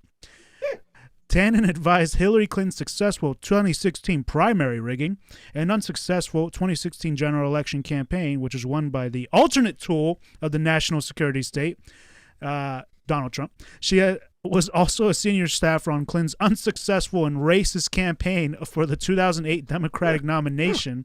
During the Obama administration, Tandon helped draft the Affordable Care Act. The next one's good, too. On November 30th, 2020, President-elect, racist, corporatist, imperialist tool of the national security state, Joe Biden, announced that he would nominate Tandon as the next director of the Office of Management and Budget, subject to Senate approval, although they'll probably overlook everything to confirm her because they're establishment toys. Even Bernie. Damn. And his mittens. And his mittens. That is fire. I'm making an addendum. And his mittens. That is fire. That's what did Max say? Is Bernie going to raise a mitten? Bernie's going to raise a mitten for Nira Tandon to nominate her. Glory, that's amazing. That's why we love you. That stuff is just fire. I mean, the fact you got that onto that Wikipedia page and we have the screenshot, I'm going to adore that for the rest of my life. So, what else we got, fam? That's it. Oh, the slow day news one or a slow news day. Okay, Glory. Every time he says it wrong, you just gotta Steve Poiky Man. Okay, so just Glory, can you tell us what's going on March 17th for Slow News Day, your show, and also for all the Assange activists? Isn't that St. Patty's Day? That is St. Patty's Day. Go ahead, Glory. Okay. So basically, March 17th is St. Patrick's Day, and the reason why that connects with Assange is because basically the Assange activism community as a whole for a cool minute now, at least a year, I'm pretty sure, we've been using hashtag Clovers for Assange to identify each other on Twitter and as a symbol to support Assange. And so basically what March 17th is that's just going to be us taking that to the real world, where we kind of go all out and go for like spectacle and just kind of shock value as well, and try to really pull people in as well, because in April, that's when we're going to hit the 2-year anniversary of Julian Assange being dragged out of Belmarsh. And also I'm pretty sure today or this weekend, we had the filing of the clown show prosecution team's appeal to the extradition decision to not extradite Assange. So just coming off the heels of that news, and also coming for St. Patrick's Day with a Clovers themed event, we're trying to bring that to the real world. And please come to DC. We're gonna be there, so say hi to us if you want, and gonna make some noise with us, really draw a lot of attention and make some noise with us in support of Julian Assange and the free press. And if you can't make it, then Action for Assange is also working with people to organize events in their own communities, because if there's anything you can't do, that at the very least, cut out some clovers, right, free Assange, and plaster them all over the place in your neighborhood. And just awesome. Try to spread the word of that as well, and keep going and keep hammering this issue home. Just continue to increase the presence of Assange activism, because it's clear that it's going to take a mass pressure campaign from the ground up to secure Julian's freedom. It's not going to be something that's coming from begging our government, or that's coming from relying on our government officials to do it. We have to secure more people, and that's what this event will help do, is draw a ton of attention to the cause via using the Clovers for Assange theme. So if you can, March 17th, great time to come out. If not, then get in touch with Action for Assange. They're awesome people, and you can plan your own event or do your own thing. Yeah. And come out there and visit me and Glory Jones, Andrew Sigmund Smith, Misty, and unfortunately Tom Hartman's Padawan will not be making it out there. Johnny. Awesome, it's much Steve. Better, Pasta. That was a good tempo for the Steve impersonation. And that was the Glory Jones segment for today. Okay. That was an awesome Steve. Good job, Pasta.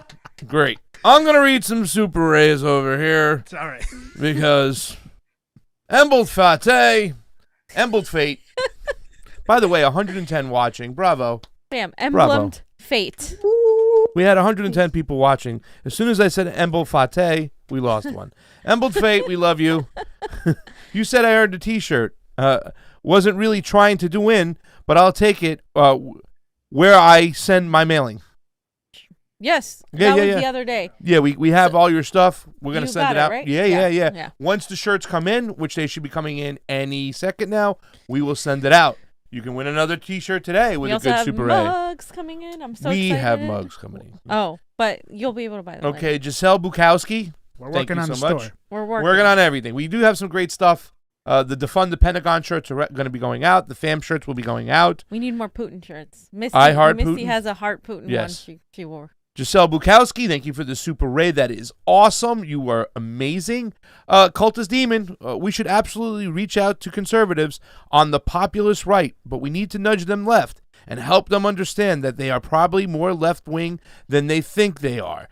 Being populist, as in working class, and also anti-war, puts you on the left. Exactly. They're just miseducated. And we say that and stuff, yes. but I mean, nowadays the political left is like friggin' to the right. But that's why what pushes people towards that, because it pushes people when a lot of people who are on the populist right think like that what AOC is a leftist, they're turned off by that. Yeah. And then they talk to us and they're like, oh, okay, that's a little bit different, which is why we need to talk to them. Well, so they know that it's different. That's empire education for you. Yeah. But shouldn't we package it as a populist mentality so we don't have to say right or left and stuff? I don't think we should be afraid to own who we are. Yeah.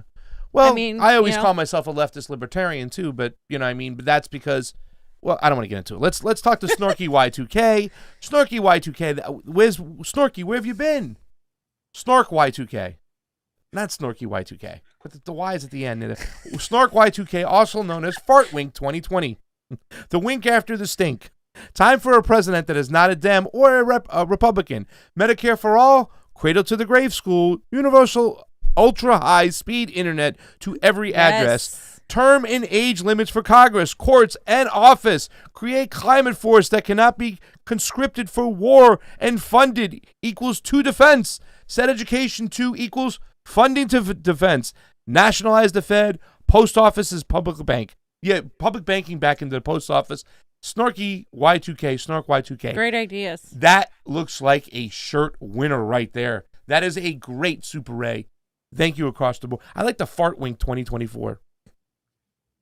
Wait, so Pasta, I'm here on your show, and you're not going to give one of the Super Ray jingles? To which one? The always appreciated? I'm sorry. Thank you for the Super Ray contribution. It is always appreciated on the couch. Why'd you one do of that those? to me? Oh, my God. You just pissed off V. Excuse me. Representative AOC is here. She's left the Super Ray. Excuse me, the floor. Excuse me. She's How do you turn this thing on? Tot. Censorship is for your protection. I'm trying to protect this great, beautiful, democratic country. And I mean, isn't Assange bad? I've heard he put lives at risk. I mean, not like the good of the U.S. of A. that protects lives. We don't ever put lives in danger. Rep AOC, I urge you to defer to caucus leadership after that comment, okay? Yes. I'm so Emmy sorry. Campbell left us a Super Ray. That was a great, that was a good Rep Super AOC, Ray. great comment, but we cannot send you a defund the Pentagon shirt because you don't agree with it. Well, we can send AOC, you are totally welcome to come on Slow News Day. I think you'd have a great time. Yeah. Benny Massimo left a Super Ray. Thank you so much. And then Benny Massimo left another Super Ray and said, Nira Tandon, let's kill the Arabs and take their oil. Right? Psychopath. Exactly. Christopher Dobby, thank you so much. I love it. I would suggest money is the connection. The right gets self-righteous about how hard they do it to get those dollar bills. Right. Point out how money actually is created and manipulated by the elites against the rights.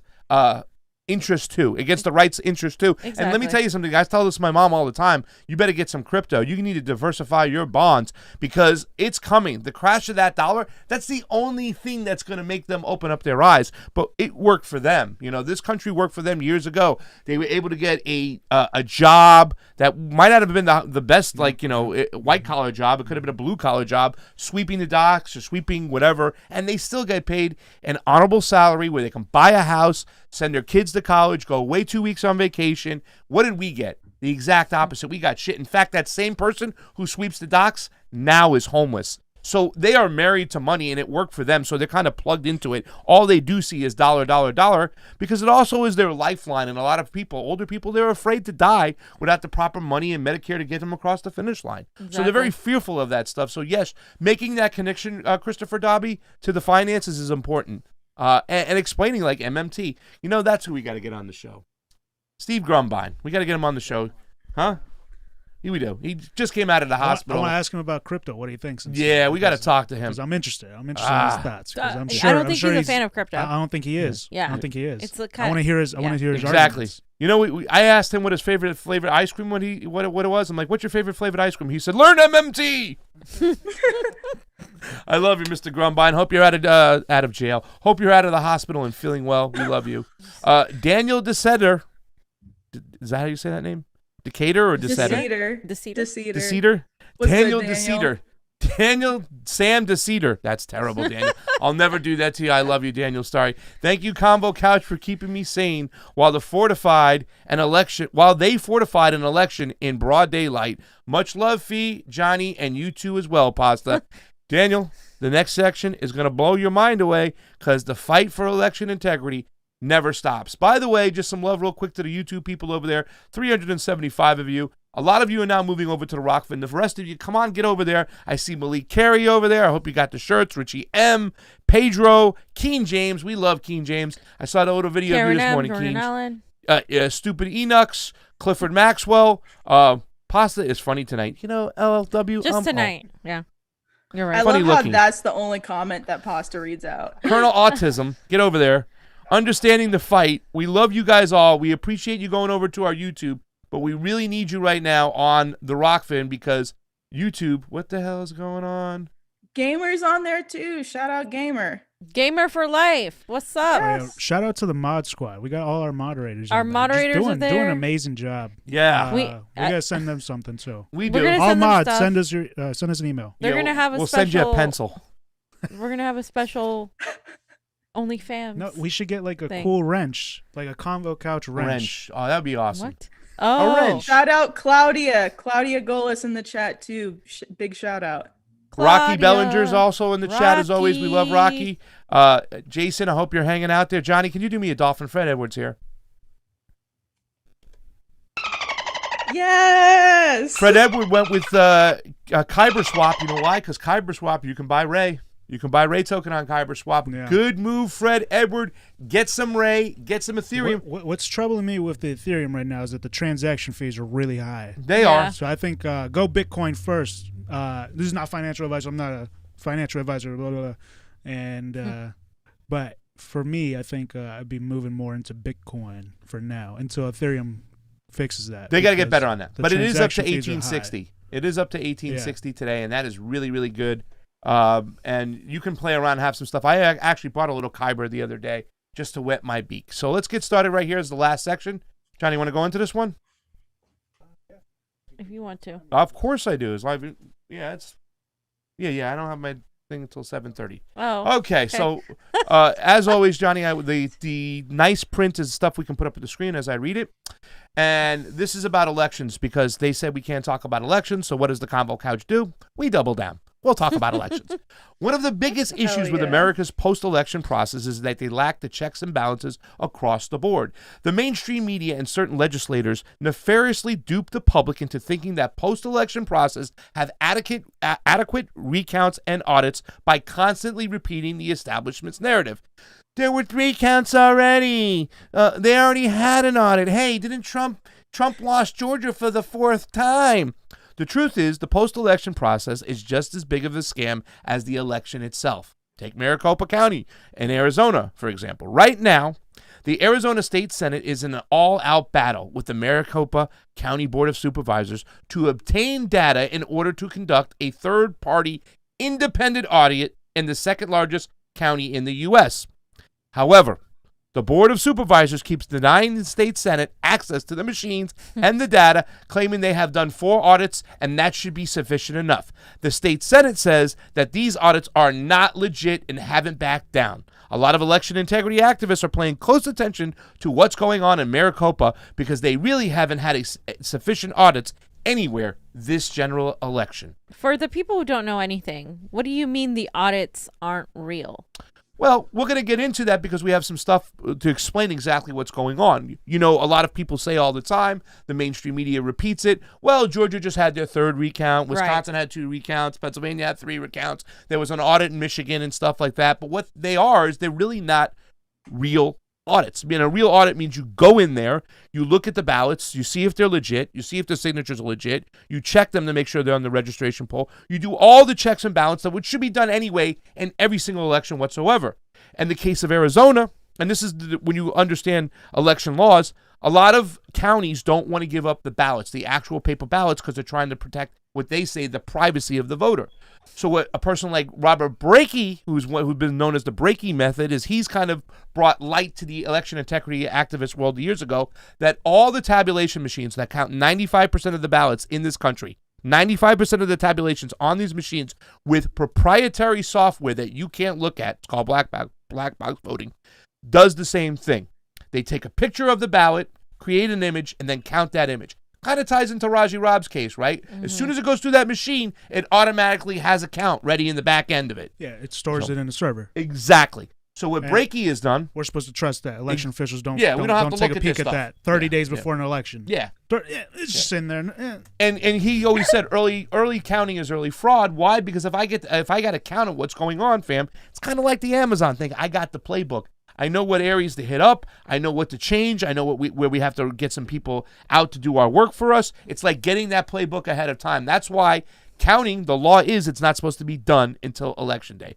So there's a lot of fugazi stuff around there. Now, we've been trying to find more articles and stuff to read off and whatnot. I don't want to go into videos as much. We're trying to transition away from that.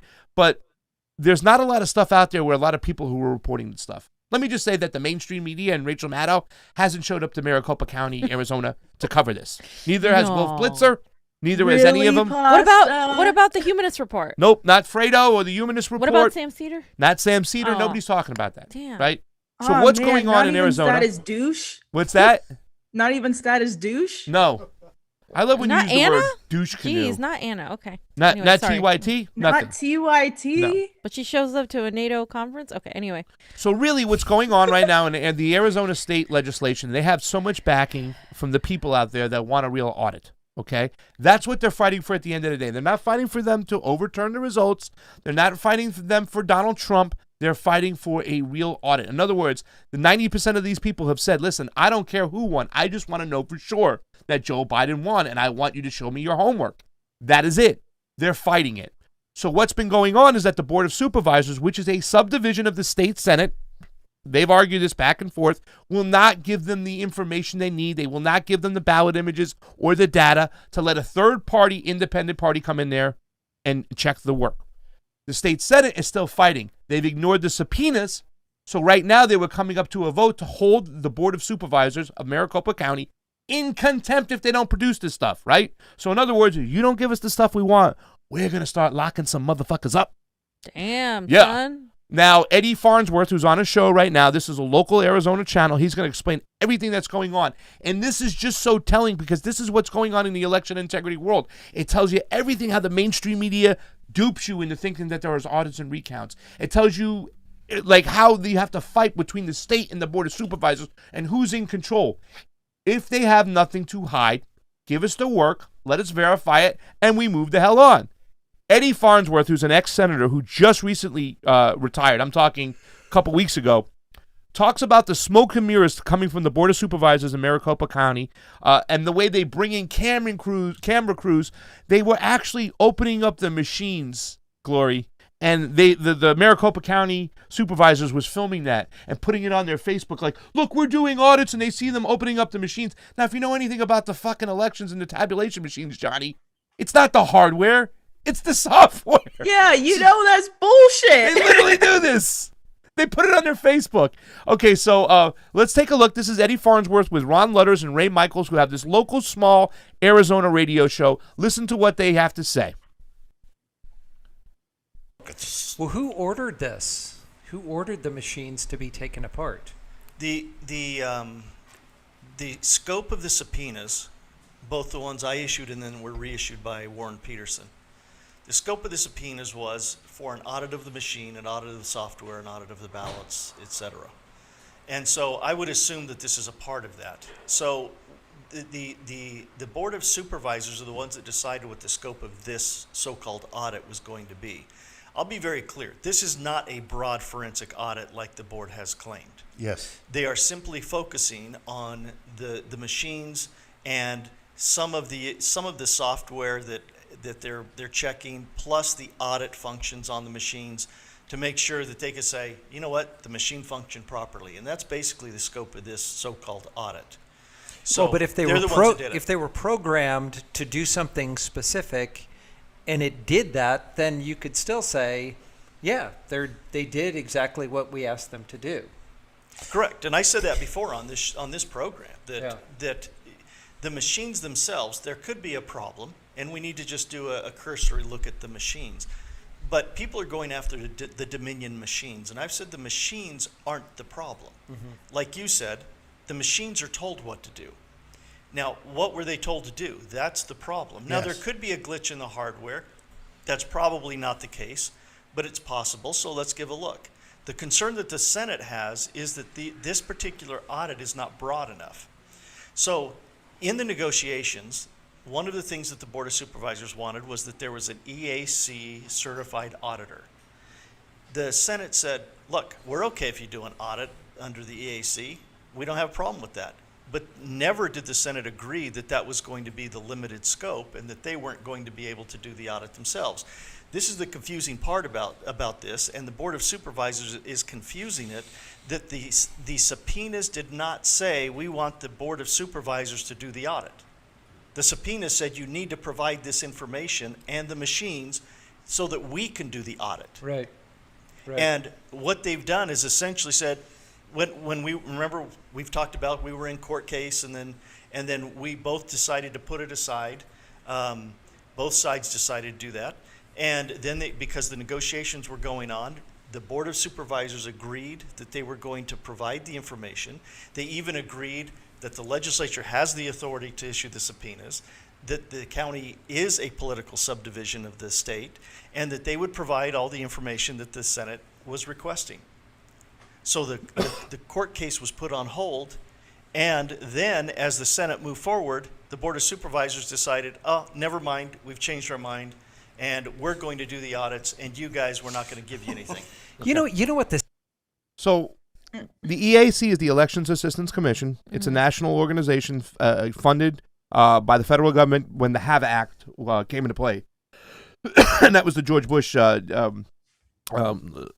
clan. But here's the thing right now. They're really not a dependable kind of group. I kind of looked into them. They just give assistances, and they also decide like who gets to certify these machines and whatnot. So the same companies that certify these machines are the ones that are kind of doing the audit. You know what I'm saying? So it's not an audit. Once again, if they have to certify the Dominion machines before they go live for Election Day, they work with Dominion. Are they going to say anything is bad or point out anything? It's like the cops investigating themselves. Exactly. Yeah, I know. It's That's what I was just about to say, to take kind of like a more, lefty framing to it. That's the equivalent of having a police commission to oversee investigations into police-involved shootings. Absolutely. Yeah.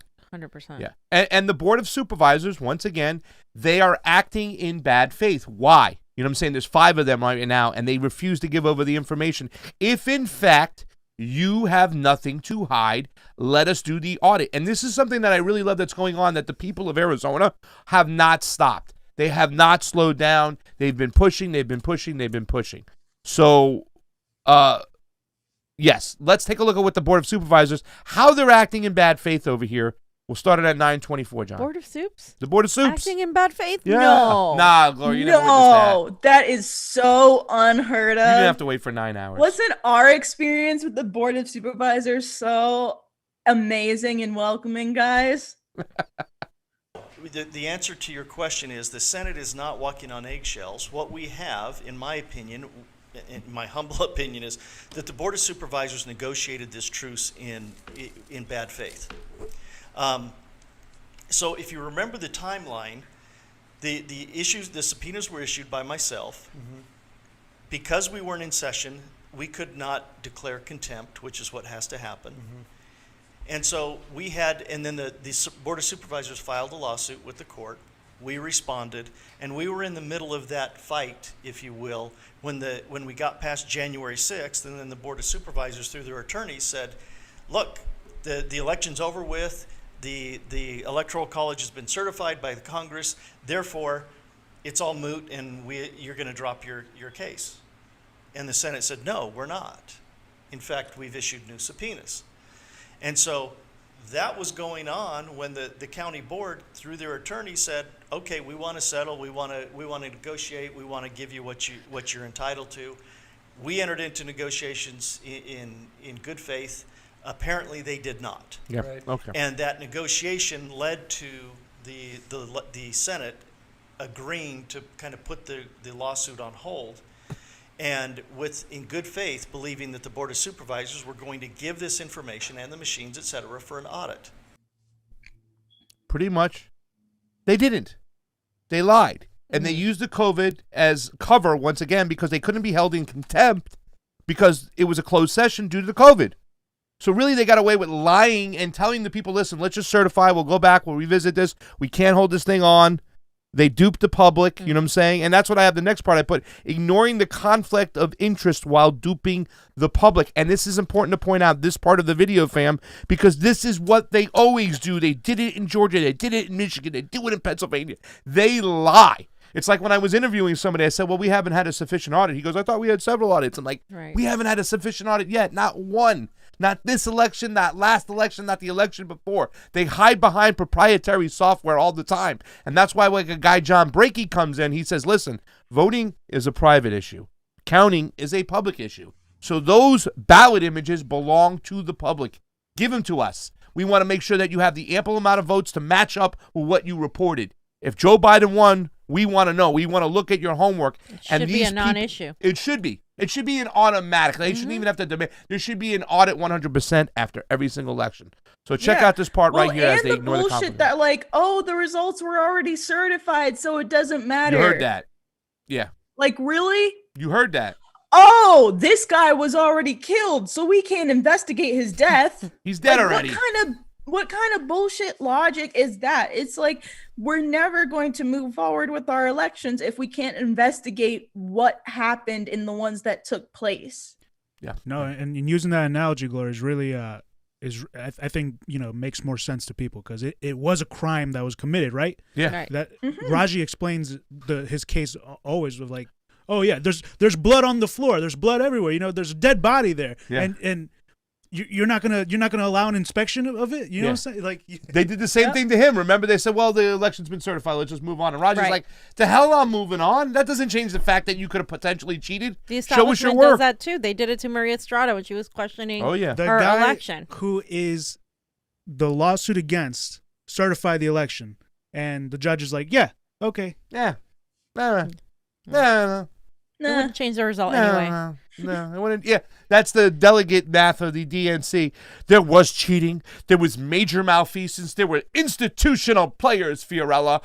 But the math wouldn't matter. So we're just going to let the results stand. Yeah, they literally say that. Not mentioning any names, David Atkins. Next part. That is the legislature. That is the Senate. So the Senate was moving forward saying, fine, do your audit. You can have an EAC certified. Now, let's be very clear. The EAC does not certify auditors. These are not auditors. And there's a conflict of interest because these companies are the ones that certify the Dominion machines. So when you say they're not auditors and they're not certified auditors, what are they then? They're certified by the EAC to certify the machines, that the machines are working properly. So are they employees of the machine companies? No, they contract with the machine company. So Dominion is the machine company. Okay. These are separate companies. They're independent, and there are two. There's SLI, and then there's Pro V&V.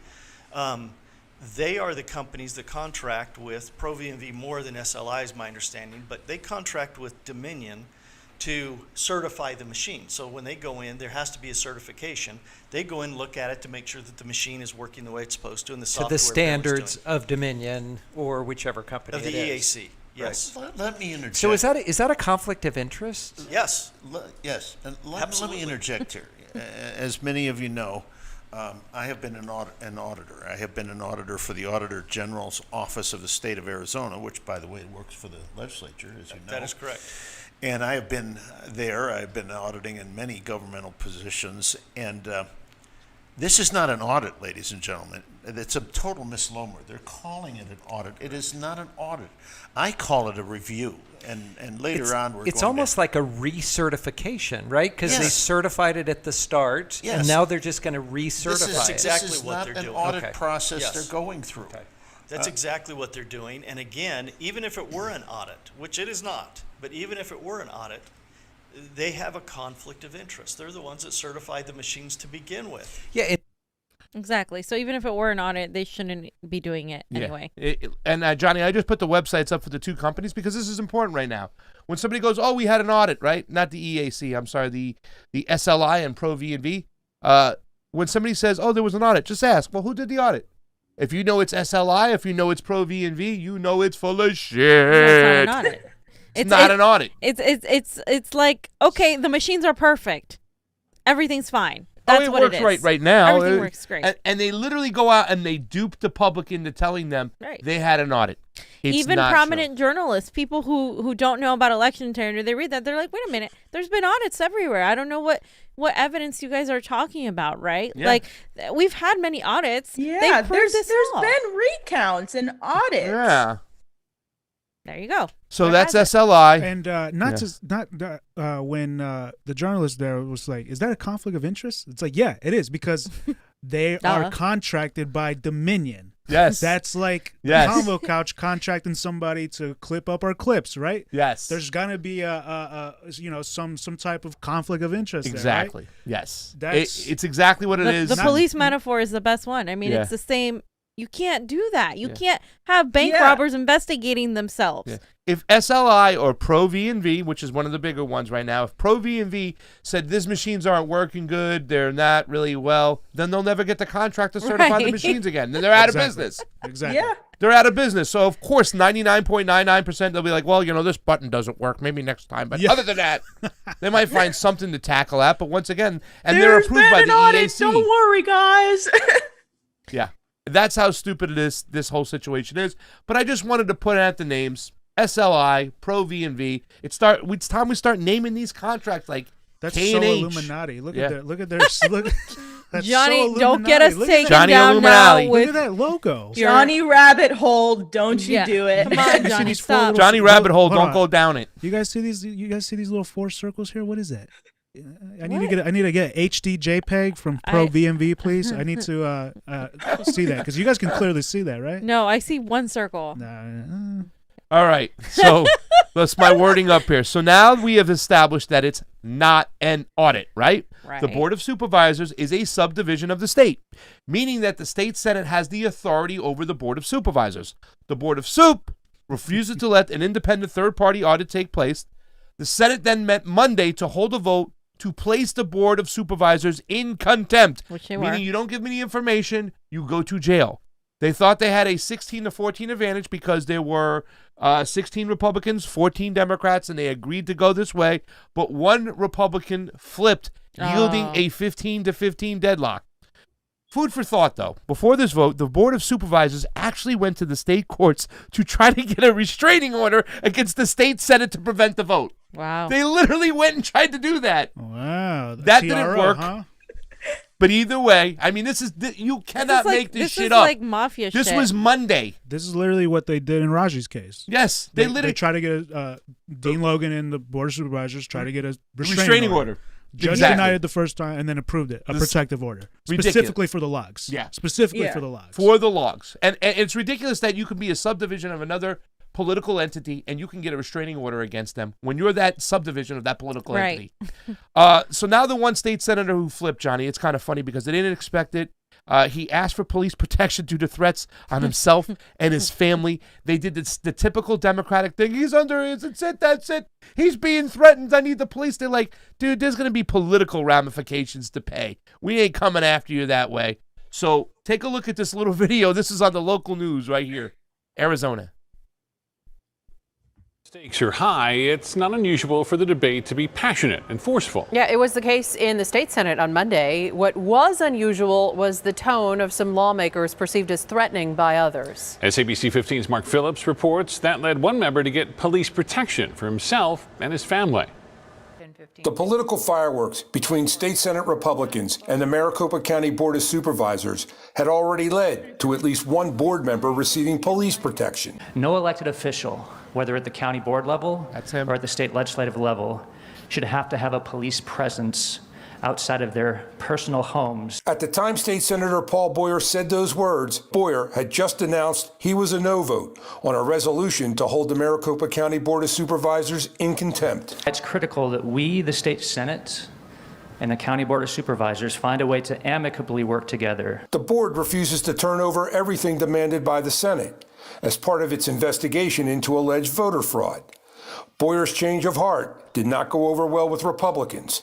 Democrats could only watch. When one person in their own caucus decides to stand up to them, they're targeted. Steele said Boyer was subjected to an hour of rhetorical abuse and what she and others perceived as threats from members of his own caucus.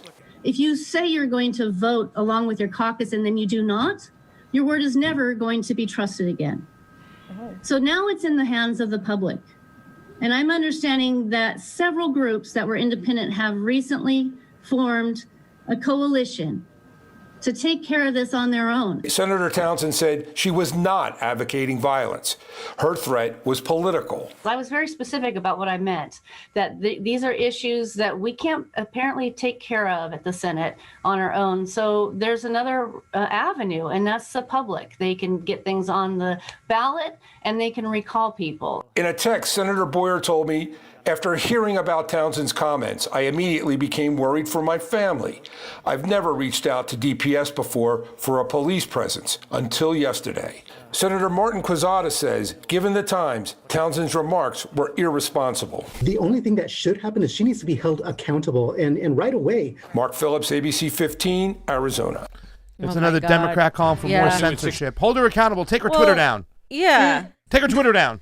It's violence. Everything's violence now. Everything against the established narrative is violence. Yeah. It's misinformation. Yeah, I know. So the GLP lawmaker kills contempt citation for Maricopa County supervisors. Let's take a look at his reasons right now, because once again, this is them just requesting all the stuff that they subpoenaed, right? They have every right to get it. The state Senate is above the Maricopa County Board of Soups. They're going to hold them in contempt, and he flips. And he says, Phoenix, a bid by Senate Republicans to hold Maricopa County supervisors in contempt faltered Monday as one GOP lawmaker refused to go along. Senator Paul Boyer of Phoenix said he believes the Senate does have the power. Senator Paul Boyer of Phoenix said he believes the Senate does have the power to use its subpoena power to demand access to the voting machines and ballots from the last election. The authority is clear and will be used if necessary, he said. But Boyer said he believes that power should be used sparingly and reluctantly. More to the point, Boyer said he believes the county is willing to conduct an additional audit of the results of the November 3rd election. They already did 4 of them, and they were fugazi, so why would they do that again? To answer questions about whether the reported results giving the edge to Joe Biden was accurate. What's needed, he said, is a judge to issue an order clearing the way for the access that the senators seek rather than a contempt citation. And that is just bullshit. Somebody got to him. Somebody flipped him because he knows damn well the judge won't give that order. The judges never give that order. You can hold them in contempt. Nobody's going to go to jail as long as they comply with the state Senate. So his arguments are bullshit. Complete, utter bullshit. Anybody have anything to say to that? Because I got some more news what's going to happen right now. I mean, when did demanding transparency with elections become so blasphemous to people? Yeah, it's ridiculous. But that's what I love what's going on in Arizona right now, because the people are behind it. So the people in Arizona are now going what I'm calling recall crazy. All right. They are currently gathering signatures to recall all 5 Board of Supervisors, Senator Paul Boyer, who flipped, the Superintendent Kathy Hoffman, the Secretary of State Kathy Hobbs, and the governor, Doug Ducey. Listen to this group right here. We lost it. They took it down. I would say listen to the people roar. This was just at a group. They were announcing what they're going after, who they're trying to go after, and you can hear the people just roar. They want the Board of Soups out. They want Paul Boyer out. They want Doug Ducey out. They want the Secretary of State gone, the superintendent fired. It doesn't make a difference to them right now. All they want is this audit. They want a clean audit. They want to know, not Gloria. They want to know that those results are good. I'm like a little weirded out that the uploader took down the video. That's really weird. Because it's got to be, once again, they announced Doug Ducey is now going to be going to face a recall if they can get the signatures. The thing that's really crazy right now, and I showed Johnny yesterday too as well, that there's this group that's doing it. In Arizona, it's called a wet ink gathering. You need to get ink on paper. People have to sign it with their pens. You can't do anything online. You can't get any of those forms. You can't get anything. You have to get out there and hit the ground. So somebody asked her, they said, how many people you got working? They're like over 1,000 already. Donations are coming around worldwide, not just in the country. I showed Johnny a clip where they got some money. Somebody from Peru reached out to them. Somebody from Australia. There's people out there that want to see a real audit. They want to see them get in there for once and for all and check their homework. We never get this. We just saw a case with Raji Rag, right? We don't get this, and this audit might take weeks if they have to verify every single one of these ballots. But that's what they got to do right now, because there's a new tactic. When you are able to shotgun out all these ballots and all these companies have all these extra ballots, you're going to have extra Fugazi ballots in the machines. They want to make sure they match up and they're right. Yeah. I mean, I wish we could have more robust audits like that. That's amazing. Yeah. If we get it. The question was, will we get it? I don't know. And the worst part is they're painting it like, oh, he was this woman was violent. That this is now I'm threatened. They're doing the whole theatrics that the Democratic Party is doing right now with regard to the Capitol 6 riot, with regard to the trauma they experience, and they're how they're editing these videos and stuff to make it look like, oh my God, these people are doing the same thing, and now they can, because now you set the precedent that a difference in ideology or questioning elections is violent now. And that's why that precedent is dangerous, no matter how you feel about the election, no matter whether you're a Republican or a Democrat or whatever. Like, it's dangerous to weaponize something like an event and use it for political capital, which is exactly what the entire establishment in D.C. is right now. They're doing. Yeah. Arizona's making a good play. They're like, we're not coming after you violently. We're not coming out in front of your house. We'll leave that up to the activists. We're going to recall your ass. Yeah. We're going to recall you, and we're going to make... And I can't believe this hasn't gone national yet. Why? They don't have the signatures yet. But once they get those signatures, you can't hide this anymore. If they get the actual recall signatures, which it's a different amount of signatures for each position, for the governor, for the Board of Supervisors, for the superintendent, and the Secretary of State. I haven't got those exact details yet, but if they get them, forget about it. They can't hide this anymore. And this is all about transparency, free and fair elections, and proper audits. No more duping the public.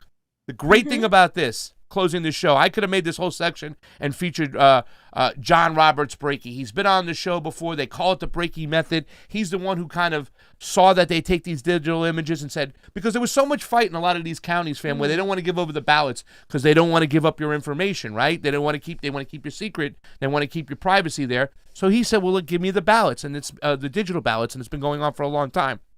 In closing, the Libertarian Party, with the help of John Roberts Brakey, has also filed a lawsuit against the Maricopa County Board of Supervisors because they wouldn't allow them in the room. Does that sound familiar? This tactic is used everywhere. Yep. They wouldn't allow them in the room for the audit. As observers. As observers. Which is like the law. The law. Yes. Not just there are state statutes. Like when I was auditing for Jen Perlman's primary in Broward County, like I was walking around with the Florida statute that said we are legally allowed to observe the closing procedures. They kicked us out of the room, Glory. They kicked us out of the room. Nobody knows the law, and what do? They capitulate and shill for the goddamn establishment. This is the last video, and we'll get you out of here, because this is just another, listen, we're going to hit you from all sides. We're not just going to rely on the state Senate. We're going to hit you with lawsuits. We're going to keep it at you. We're going to recall your ass until we get that audit. Remember, 22 months, according to Section 1974 of the Constitution, which says that 22 months, all materials in the election, including envelopes, must be held. So they're not letting down. They know what's in front of them. They're going to keep fighting until we get what they want. Even if this doesn't go back and change the election and they get it a year later, it's going to set a precedent for audits, and it will show the world and the country that our elections are a bunch of crap. Yeah. That's the point, right? It's not about making Trump the president. This is about setting a precedent for the future. Yeah. And it's a shame that the Bernie Sanders people who are now crying that they're getting screwed in their goddams, their elections where they're getting screwed California over again. Democratic delegate elections. They're getting screwed over that they're not leading the charge on it, that it's a bunch of Trumpers or patriots, whatever you want to call them nowadays, okay, that they're leading the charge because their guy got screwed. Your guy got screwed twice, and what did you do? You did nothing. Fugazi. You got ugats. The Libertarian Party and Brandon Slayton. Check them out. You know, Pasta, I'm not comfortable with your use of the word patriot, so you're a Nazi collaborator. Sorry. Mother Nazball. Arizona is a party-centric state, and that means that the political parties have a very important responsibility ensuring the election integrity, counting, all the transparency, everything. The chairs of the political parties are allowed to appoint observers. As someone who was in there in the audit, in the hand count, in the logic and accuracy testing, in the whole process, I don't know what's happening. So regular people who are getting their information from the media and they're seeing the elections department performing these audits, which technically they're not audits, they're misinforming the people what is actually going on. Last Tuesday on Facebook, the county elections department made a post saying that it was the first day of this forensic audit and that representatives from both parties, political parties, were there. I was very upset. Immediately emailed county election officials and said, why wasn't the Libertarian Party allowed representation? Because at this point, I'm thinking we were left out. I was thinking that Republicans and Democrats were there based on that post. Turns out, no one was there. I got a response from the election director, Ray Valenzuela, and he said that the Board of Supervisors, due to COVID, due to not wanting any disturbances, which I think that's a little bit worse than COVID, from my opinion, that the Board of Supervisors basically outlined the stakeholders, and it was the governor's office, Secretary of State, Attorney General, House and Senate, and the League of Women Voters. League of Women Voters are a phenomenal organization, but they're not election experts. And what they're doing is nothing more than theater. On last Wednesday, they I don't know if you guys follow them on Facebook, but you should. They're posting videos of people taking apart machines with screwdrivers. What does that do? You see that, and you're misinformed. You think that the county did multiple audits. You think that everything has passed the smell test, and all it is political theater. So, with the leadership of other libertarians and John Brakey, we did file suit against the Board of Supervisors yesterday, and the county recorder.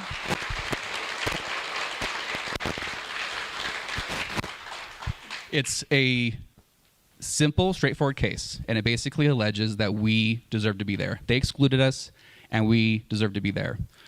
We put forward a lot of different evidence, and the thing that I think sticks the most to me is that the county board of supervisors put forward a public notice, where in this public notice they specified that participation from all three political parties is needed as community stakeholders. Well, I didn't want to get into that lawsuit yet because I told John Brakey that if he wants to come on the show, John Roberts Brakey, JRB, we're calling him. We're trying to get him a little bit more hip, Glory. JRB, he might be coming on the show and breaking down that thing. We might do just like a little small recorded interview, kind of break it down because that guy can talk forever. I love him.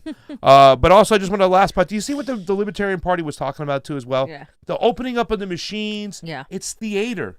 It's theater. They don't, and they duped the public. They did that 100%, fam, because what you said yesterday, they think you're stupid. They do. They think you're dumb. And they really do. Yeah.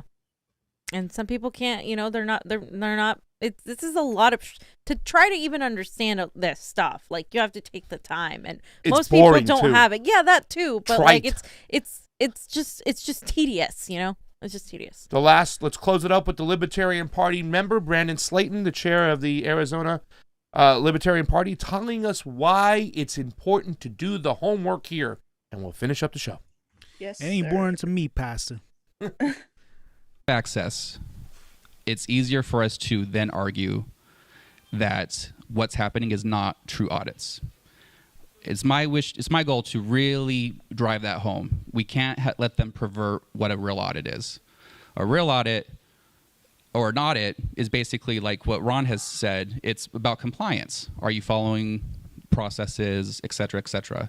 The only way that we will ever really know the true vote totals is by releasing the ballot images. For my mind, once we have the parties involved, it's very important that we know what we're looking for. People like the League of Women Voters is not going to know what to look for. People like John Brakey, who I appointed as my elections expert and the Libertarian Observer, knows what to look for. And I actually have a hunch that they knew that I was going to be appointing John Brakey, and that is why they kind of changed the rules and didn't let anyone in. I can't prove that, but that is what my gut tells me. So once we have access and we're observing the audit and they redo the audit, or hopefully redo the audit, we have a stronger case to then make an argument that what they're doing isn't necessarily a real audit. Outside of that, we have to educate the public. We need to know how elections are operated, and that doesn't just mean where to put your ballot. It's really about the process of how it's counted. We need people involved in the logic and accuracy test. We need people to volunteer for the hand count, which is a technical audit that they do, but there are flaws with it that we won't go into. One of the things that you can do is contact. That was it. I mean, I just wanted to say, see the way he filled it up. We have to learn this shit. I said it yesterday. We have to be election integrity activists, all of us, right now. Right now, today, we can't wait. And that doesn't mean just, where do I take my ballot to? Will you harvest it for me? You're part of the Bernie campaign. Can I give you my ballot, fam? Go ahead and take it in. Well, what could possibly go wrong? We got to learn this shit inside and out. Possibly go wrong from a third party that's somehow connected to the Democratic Party, going around collecting ballots en masse without telling anybody what the chain of custody is. What could go wrong? Yeah. And let me point out that John Roberts Brakey is a progressive Democrat. He's a progressive Democrat, but he'll work with anybody across any party lines. Well, what a Nazi. How dare he? I know, right? He'll work with anybody to get some free, fair elections fascist. with the proper audits. It's time to rock and roll. John Roberts Brakey. I'm glad. And let me tell you something. Throughout this whole process, fam, there's been people who have been like, no, it wasn't cheated because they hated Trump so much. The TDS was there. They refused to say there was cheating. This guy's a progressive Democrat. Now, there's some things I disagree with him. He wants to have another hearing where he brings out a lot of Democratic people in that are for election integrity. I said, I don't give a shit, because he wants to try to convince establishment Democrats to get aboard with this. They're never going to get on board like that. They know what's going on. They choose to turn their heads and a blind eye. They're choosing to do this. They're not dumb. So I think it's a waste of time for him to do that. He wants to do something like that. But at the end of the day, the guy's willing to get in there, work with libertarians, Republicans, whoever it is, to have clean, fair, and transparent elections. Wow. That was enlightening. Nice. I didn't know it was that serious. Like, it was that much of a battle. That was a great segment. Yeah, that was a great segment. It's been a great show. Yeah, it's been an awesome show. Really quick, there's some Streamlabs chats. You do Streamlabs and I'll do Super Ray. So here, let's take a look. Let's see if this is right. Let me try this. So Claudia. Just Claudia. And it says, who is this Glory Jones girl? She's spitting. Just kidding. Good to see my guys together. Love to Glory. Fiorella, Craig. Keep up your good work. Love you guys. Who's Craig? Love you, Claudia. Someone named John Bolton donated. Lord Bolton. And this show has too much fun smearing American exceptionalism. And Manchester United is a terrible team. Thanks, you. Send him a shirt. Stop. You know what? John Bolton, I won't air who's behind that account, but John Bolton, how is being an Arsenal fan going for you right now? Arsenal. Arsenal. And then Wit to Wit donated and said, Glory Jones is pretty darn amazing. Glory Jones. Damn. Glory Jones killing it. Ah, God, that's awesome. All right, so let's get into these Super Rays real quick, and we'll finish up the show. I want to thank Glory for coming on. You are awesome. But let's finish this up, and then we'll do a proper sending you off. Yes. Tashi Yar. The intention behind regime change is never about or for the people, fam. It's always about power and greed. Supporters think it's about the people. It never is. Yep. Yes. I like that one. I like that. Awesome Embled Fate or Embled Fate. Trumpers, in my personal opinion, are more respectful to me than neo-progressives and neo-libs. That's fair. Can we stop for a second and answer that question before I read the rest of this comment and stuff like that? I swear to God, that is so much the goddamn truth. I'm not saying I haven't met any asshole Trumpers, but for the most part, the neoliberals are just mean. They are terrible. I'm just laughing because somebody's going to clip that out and be like, see, they'd rather ally with Trumpers than progressives. I mean, what kind of logic is that? How dare you? Fash Squad! This is for you guys. No, it's a shame that a lot of our ideology on the left is supposed to be together and united, but yet you are mean, and you do have this bullying mentality. They bully, dox, Yes. like mock, like they do all this shit. Gatekeep. A lot of the right. So much gatekeeping. Yeah. But they don't like it. I mean, these people are supposed to be on our side. I That's the whole expect thing better about it, from yeah. progressives. That's the thing. If a right winger, like an actual awful person, does that to me, sure, I'm gonna have a problem with it. But like to have people who like literally like know us and have been to our house and say these things, it's like, are you fucking serious? We expect better from you. We don't expect you to be this stupid. Yeah. Sure. And to finish that comment about when she said that neo-progressives and neo-libs are even more mean, she says, when it comes to war, even knowing I lean communist, my libertarian friends still love me, but neo-libs and progressives are elitists. They look down at me automatically. So I don't mind working with Trumpers. What's the big deal? It's the elitism more than anything, I think. The classism. Yeah, for sure. Mitchell Sparks. Thank you so much, Mitchell Sparks, for the Super Ray. It's always appreciated on the couch. Glory Jones, where did you start? Holy shit, Glory. What the fuck? Benny That jingle Massimo. existed before I became a viewer of Convo Couch. Benny Massimo. Pasta. Great coverage on obvious election fraud. Why aren't others like Jimmy or Max doing the same? Well, first of all, Max's wheelhouse is foreign policy. It's other things. But just saying, well, Jimmy's, he doesn't know as much of elections. But we're get trying to to Jimmy. We're trying to inform them. Well, this is a very tedious subject. It's not for the faint of heart. Okay. Yeah, but it's like the whole But thing they you should. said. More people should be talking about it. Listen, I'm not saying that. you worked for a campaign before, Glory, right? Why did the person say they didn't want to contest the election? What did they say? Oh, it's the thing that they don't want to be a sore loser. That's the biggest thing. I think it affected That's what Bernie Bernie said. Sanders. Bernie. I think it's a lot of people is they don't want to look like an asshole for not taking the results, and that is kind of magnified if they try to challenge it one way or the other. Yeah. So they're put in a corner where it says, "I'll just shut up and I'll come back next time and get them." Which is bullshit. Because they rig it. Yep. Yeah. The Rock O'Bummer gave us a Super Ray. Thank you, Rock O'Bummer. And by the way, we hit over the 100 mark today, and we hit it over the 100 mark in Super Ray. I can't thank you enough. DE also left some Super Ray. We love DE. And fuck YouTube. 100 even. Thank you. Fuck YouTube. We need to get a shirt that says fuck censorship or fuck YouTube. Yeah. Oh, okay. Write it down. Fuck censorship. Where is Hashtag free Julian Assange. How about that? I like that. Guys, I want to thank you all, too. And there's still 353 of you watching on the YouTube. You stuck with us for a long last show, over 2 hours today, but hopefully the information was great. We had an unbelievable guest in Glory Jones. She is fam. Glory, tell everybody out there where they can find you, and let us know when you're going to do your new show with our good friend Tom Hartman's Padawan. First of all, I ain't finna do shit with Kyle Kulinski. But I mean, listen, you can find me on Twitter, search up Glory Jones, and I come up with a hashtag free Assange next to my name. Feel free to just reach out because I love interacting with people in the chat. Like we have like our little community of independent media and chatters has like the best community of like figure like independent media figures and chatters, and it's a great community and I love being a part of it because our chats are seriously amazing. I love everybody in them. And man, I'm like co-host of this other show, but like it's just escaping me right now. I host Slow it Day with, like, News? this. I host it with like this old stoner dude. Let me just I hit don't you know. across the head with a giant mackerel. How about that? Tell us about March 17th too. So, love you, Steve, but and fuck you too.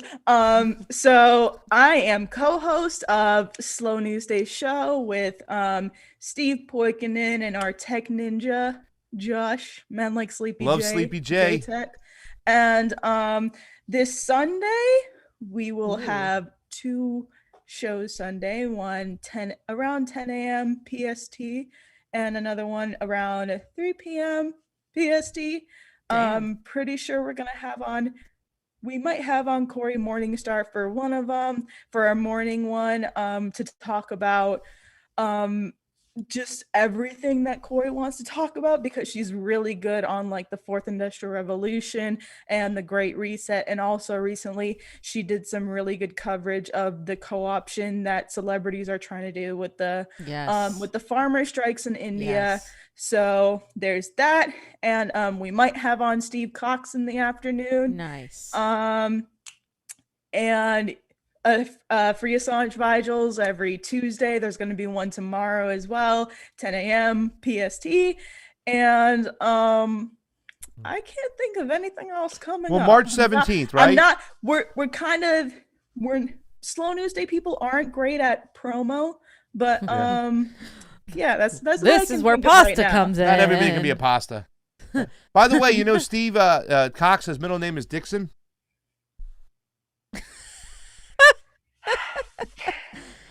Oh, Steve pasta. Dixon Cox. Oh. All right, so Tom Sand also, and in March 17th, I think that's when we have to do the fuck censorship rally. Yeah. Like we got to do it then. Yeah, we'll we talk got to- put this. we'll We're talk gonna to put them. stuff together. Forgot to bring that up at the end, but March 17th, if you can come to DC, please do. If you can't, then please do something in your own community. There's a GoFundMe up. It's on my page, it's on Action for Assange's page, and it's on Steve's page as well. So if you go to @SlowNewsDayShow on Twitter, then you can find the GoFundMe link there. And even if you can't donate, like, don't stretch yourself to donate, then just share.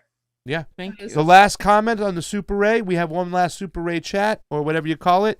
It says, no difference between both parties. When one party fails their agenda, the other achieves it. There is Right. no safe way to open. We did nothing for our citizens, unlike other countries where UBI and healthcare for all, they don't care for you or your children. So stop supporting politicians that get you back into the establishment. That's that. Just shout out to Grey Walker. I haven't seen him in a while. Yeah, Grey what's Walker. good, Grey Thank you so much. Walker? So I'm going to look at real quick. I'm going to say today, the winners are, for the females, Mona. We're going to send her a fam shirt. Mona. And I think we got to do Snork Y2K. I don't know if it's a guy or a girl, but that person, Mona and Snork Y2K, you are the winners today of the Super Ray contest. You guys did awesome. Send us your emails. Hit us up on the Convo Couch at gmail.com. Send us your size, your shirt size, and your address, and we will ship it out to you. You get the fam shirts today. It's the Convo Couch at gmail.com. TheConvo. Yes. CU. Johnny, anything else? UCH. No, that's all right, ladies and gentlemen, that's it. We want to thank our Patreons as well. You guys have been awesome. Johnny Dolphin is there. Fred Edward, we love you. We want to thank our Patreons as well. And if you left some love on PayPal, a lot of you have been doing that. Your tips are not going unnoticed. We love you. Yep. We just don't announce it in the middle of the show. We don't have a mechanism to do it. But thank you from the bottom of our heart. We have 163 subscribers. We want to get to 200 by the end of the month on Rokfin. ROKFIN. That's the endorsees for $9.99 a month. So go on over if you can, if you got that check. Yeah. Help us out. Spread the love. You help everybody out on that platform, because this is the content creator co-op that you've been looking for with no censorship. So for Pasta Jardula, Fiorella, Johnny Sue and the ones and twos, and Glory Jones in the house. Combo out. Bye, everybody. Have a great Motherfuckers. weekend. Peace, y'all.